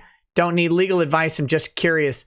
I don't know any lawyers specifically in Illinois, but I could probably find one if you want. Dark Foxen says, I see you drink Milo's tea all the time. Have you tried Milo's lemonade? It's pretty good. I'm not a big fan. I'm not a big fan of their lemonade. It's not bad lemonade. I just don't like the flavor they chose. I wonder if the tea and lemonade taste good together. Probably. That's probably true. Wolvenar, yeah, I just learned about Lake Wakanda. I don't go to Lake Wakanda. Although I think I have to next summer. Kopik says, here, take my super chat virginity. Oh, girl, I'll take it all day. If you can shill my channel where I impersonate one of Vic's characters, or don't. Okay, guys, check out Kopix. Kopix. Not to be confused with Coxix. Kopix, where he impersonates one of Vic's characters. I also had a video get claimed for using a song 158 years public domain. Help contest it, man. Contest it. If you are in the goods, if you are in the good graces of whatchamacallit, how do I say that? Get out of here. What? Okay, if you are within public domain and you know it, contest it, fight it. You'll win. It'll take a while, but there are patent trolls out there.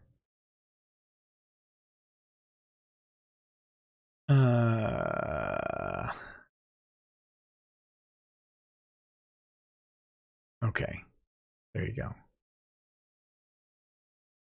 Oh, wait a minute.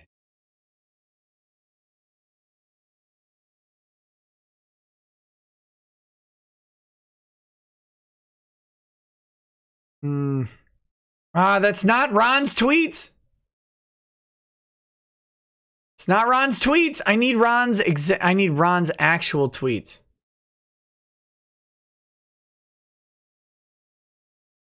Okay. Okay. Anyway, sorry. Now I got distracted. That's the liquor. Sorry, this is a byproduct of the liquor. I get distracted. Okay.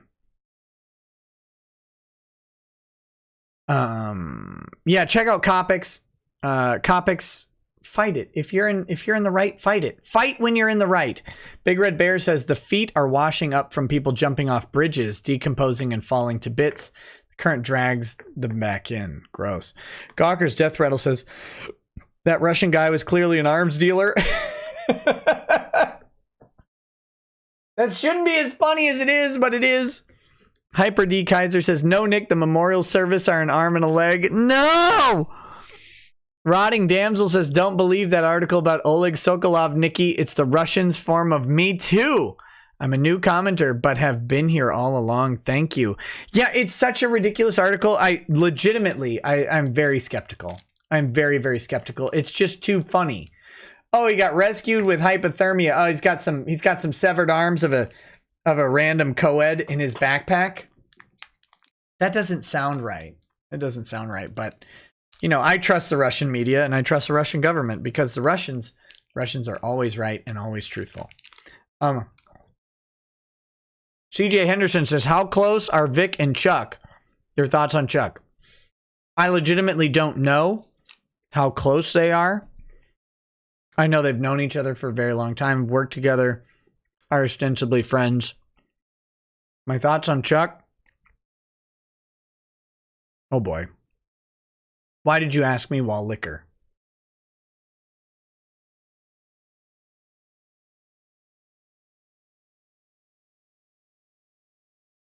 Why would you ask me to kill Drexel, Bad Dragonite? Okay.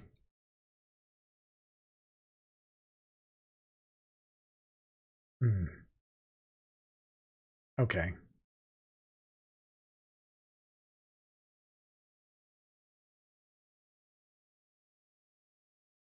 My thoughts on Chuck, because I feel like I owe you honesty in the face of overwhelming bourbon.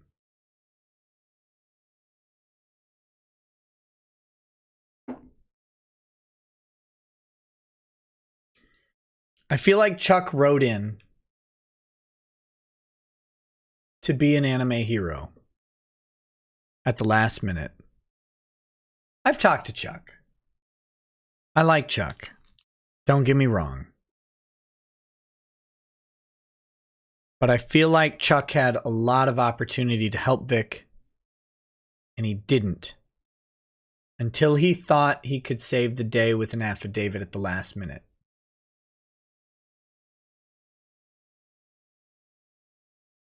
Look at the dates the affidavits were signed, guys.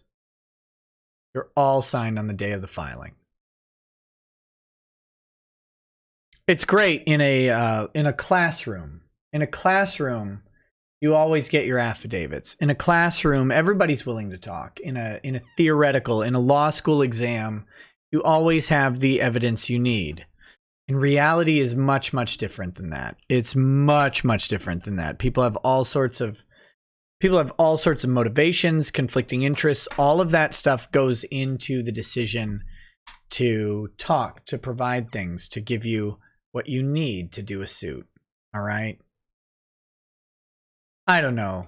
I do not mean this as a negative to Chuck. I think Chuck has lots of legitimate fear.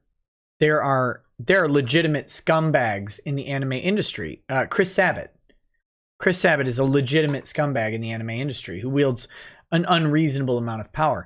Funimation as an entity controls the careers of these people. If you think you talk out about against them, what happens? What happens? Everyone I've talked to that has any association with Funimation, former or current, must do so under a condition of anonymity. Not because they fear Funimation now, but because they fear everything that Funimation can do to them after they're unemployed.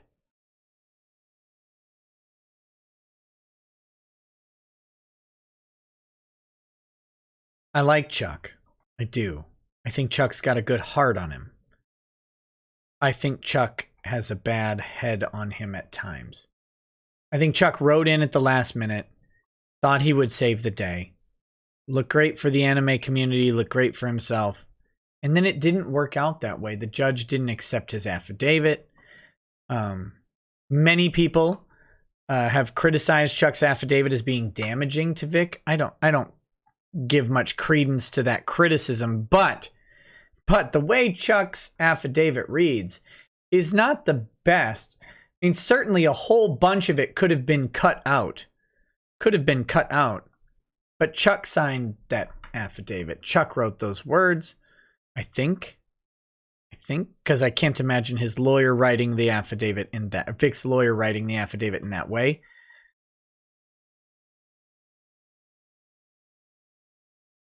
I think Chuck was a little opportunistic. And now I think Chuck is being opportunistic in the opposite direction. It makes me sad. It really does. Because I like to see people of principle. And while I don't begrudge them for trying to preserve themselves over their principles, I would much rather see people be principled in how they approach things.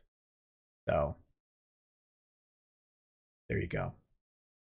That's my opinion of Chuck. His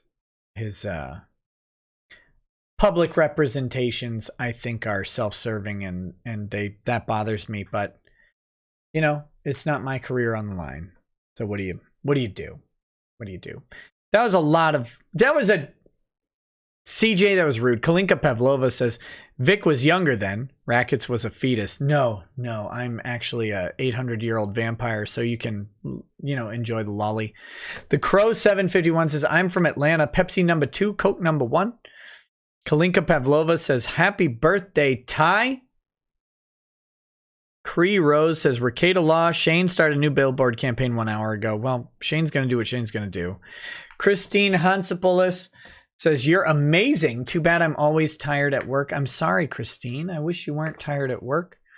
Random Blaze says, so quit blueballing us and tell us how our favorite lemon got added to Moronica's side of the lawsuit. I didn't say anything about that. You guys have misunderstood what I said. And no spoilers. I'm not that drunk. No spoilers on that. I think we'll find out on the 21st what I'm talking about. Asia Frazier says, worse hell as a man, probably the tampon section. It's true. Adbrag says, in Lemoine voice, liar, liar, lungs on fire.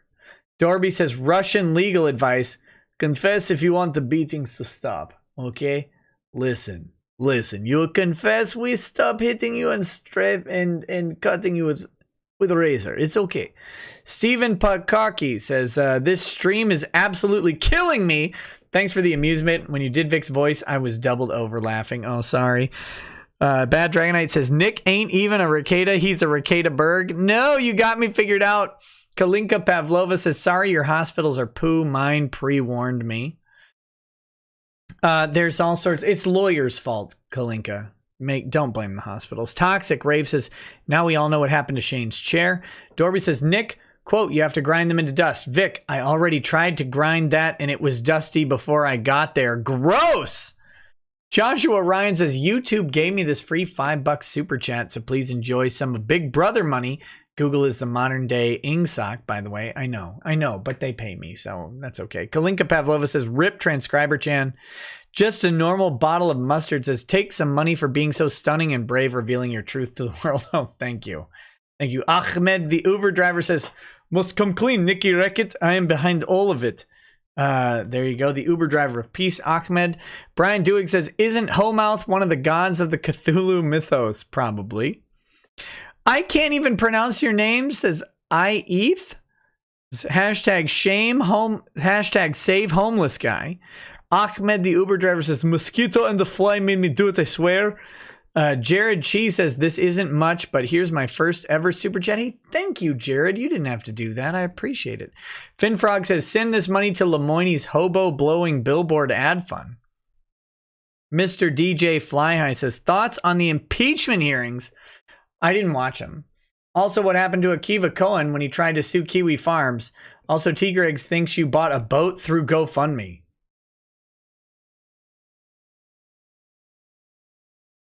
Bought a boat? I don't own a boat. What weirdo is this? I bought a boat?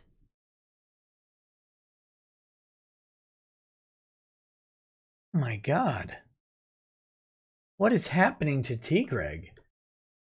I don't live on a lake, T. Greg. I don't have a boat. Why would I buy a boat? I'm the least mechanically adept person on earth. I can't even do a live stream. I'm going to get in a real stream with a boat? I'd be dead in a minute. Ken A says, I was going to have you shill the Ironwind GoFundMe. Started laughing so hard about the Lemoine BJ comments, I woke wife up. Take my money in case she chokes me. Oh, thanks, Ken. I hope she lets you live. Some nobody says he can't say it. I can. Communist R3 tard. R3 tard. Big Red Bear says, but Nick, like me, you are Polish. We're Slavs too. Is this admitting that you've been trying to exert social control over the defendants and others? No. No, it isn't. Death. Oh, it's Death. Sorry, that's the name I couldn't pronounce was Death. Sorry. Some nobody says, wait, are you creating paperwork for Lemoine right now? No. No. Mr. DJ Fly Eye says, Lemoine voice. Keep your con sluts off my sanction and on my vagina. Some nobody says, still need to read the parody songs I sent you. CJ says, lawyers not good at math, explains politics now. Oh, lawyers are notoriously bad at math, CJ. Notoriously bad. Are you still podcasting, my man? You are like one of the funniest people I know. I gotta get you and Drexel on the show. Rural says, and the Oscar goes to. Bad Vibe says, they see you trolling and hating. Watching you joking dirty. Beach those whales, deflate some lungs, and wreck some lawyers. Lol harder, you boomer. Coyote Briggs says, here's free YouTube dosh. Good job on all you've done for Vic. Hey, thank you. Bad Dragonite says, swimming lessons with Drex stream at Lake Wakanda. Why do you want Drexel to drown? Can't swim. Sweep says, hey everyone, I'm Nick Rekieta of Rekieta Law, and you're listening to The Sweep. Finally got that intro you promised me. First ever super chat ever. Oh my God. The Sweep, let me do one better. Hey everyone, I'm Nick Rekieta of Rekieta Law, and you are listening to The Sweep. Always listen to The Sweep. There you go, buddy. I hope you can clip that out. I hope that's good for you. There you go. All right, let's... Mercenary X says, from the sound of what you described, this drink, as it seems to me that this thing's better for desserts or after dinner, particularly something like flan, cheesecake, or an ice cream that is expensive. I can definitely see something with it. Very dark choco. Oh, yeah, that could be good. Adeptus Arbite says, attention, citizen. No one wants to sign your gay out yaoi art. How about going to someone that makes that, not a voice actor, that's trying to do his job, fool? Praise the God Emperor, and Jim is going to get his money, Susan. Mythos Irving. Oh, I read that one. Pro Hero All Might says, can we crowdfund a counter billboard with Ron's face that just says in the got milk font type got cuck? There you go. Maybe got cock. Bad Dragonite says, hey Nick, don't mean to go off topic, but did you happen to see my Discord DMs about Camelot 331? I have been in email contact with Camelot, so yes, I have, and I gotta follow up with him, but I'm gonna try and get him on the show. Also, Creepswork stream would be cool. Sinatra says does Creepypasta too, so it could be a good guess. Maybe I'll get both. I haven't talked to Sinatra in a long time. Sinatra was on the show. Karite Sumitai says the only thing Monica and Jamie are victims of is the standard American diet. The only thing that will be ground to dust will be the soybeans they put in their meals. Acrid Chaos says, did I just hear that right? Dark Souls, excuse me while I download and create a Twitch account. Yes, Dark Souls during daytime is coming, not at nighttime. Far too much liquor. Bad Dragonite says, there's a Japanese whiskey called Niga whiskey from the hood. I bet that's got to be interesting. Absolutely. And Mythos Irving says, I'm Nick Rekieta, and I give this legal advice. When a cop tries to arrest you for eating a sandwich, it's a very great idea to resist. Take their gun if you have to. Sorry, Nick, had to. Don't touch a cop's gun ever. Ever. Don't ever touch a cop's gun. All right, guys. That is the show for tonight. Come join me over on Twitch. This was supposed to be short because I had whiskey review. That's it. You guys conned me into going an hour longer. Come join me for Neverwinter Nights Volume 2, in which I play a crappily made warlock. I should have boosted his strength or dexterity and given weapon finesse so I could actually hit things, but I didn't. Because he has a range touch, like Lemoine. Oh, yeah. I love the range touch. Oh, and one final thing before we go. Oh, I got to do that. Let's do that.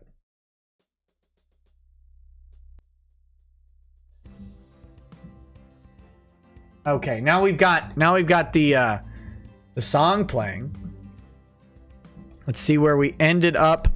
The stream, we're at $261,200. Thank you to Anonymous and Pedro Santiago. Thank you so much for your contributions to the GoFundMe. Again, every dollar is $1 of Lemoine anguish that we get to laugh at. I really do appreciate it. Thank you for supporting me, watching the show, participating via Super Chats. Come on Twitch, and then come watch on Twitch as well. I don't know how you do that on a digital product, but you'll figure it out. Don't mess up your keyboards or screens, ladies and gentlemen. Enjoy the song. I will see you over there in just a few minutes. Peace.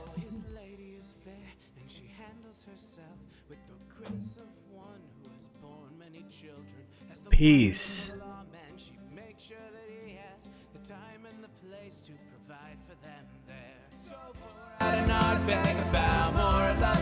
Spirits flow as the ones who get unemployed. So pour out a glass for the tea. Post on Twitter as we hear Lost Planning tonight. From the white shores of Nam to the hills of Glenlivet, there's no one who explains the law better than Nick. So pour out a glass for the ones who have passed to make the law what we are now. Oh, the guests are all planet folks from Dundee to Drexel. They bring their perspective and spice to the mix. But the reason we're here and the one that we cheer is the one who is showcasing us his career.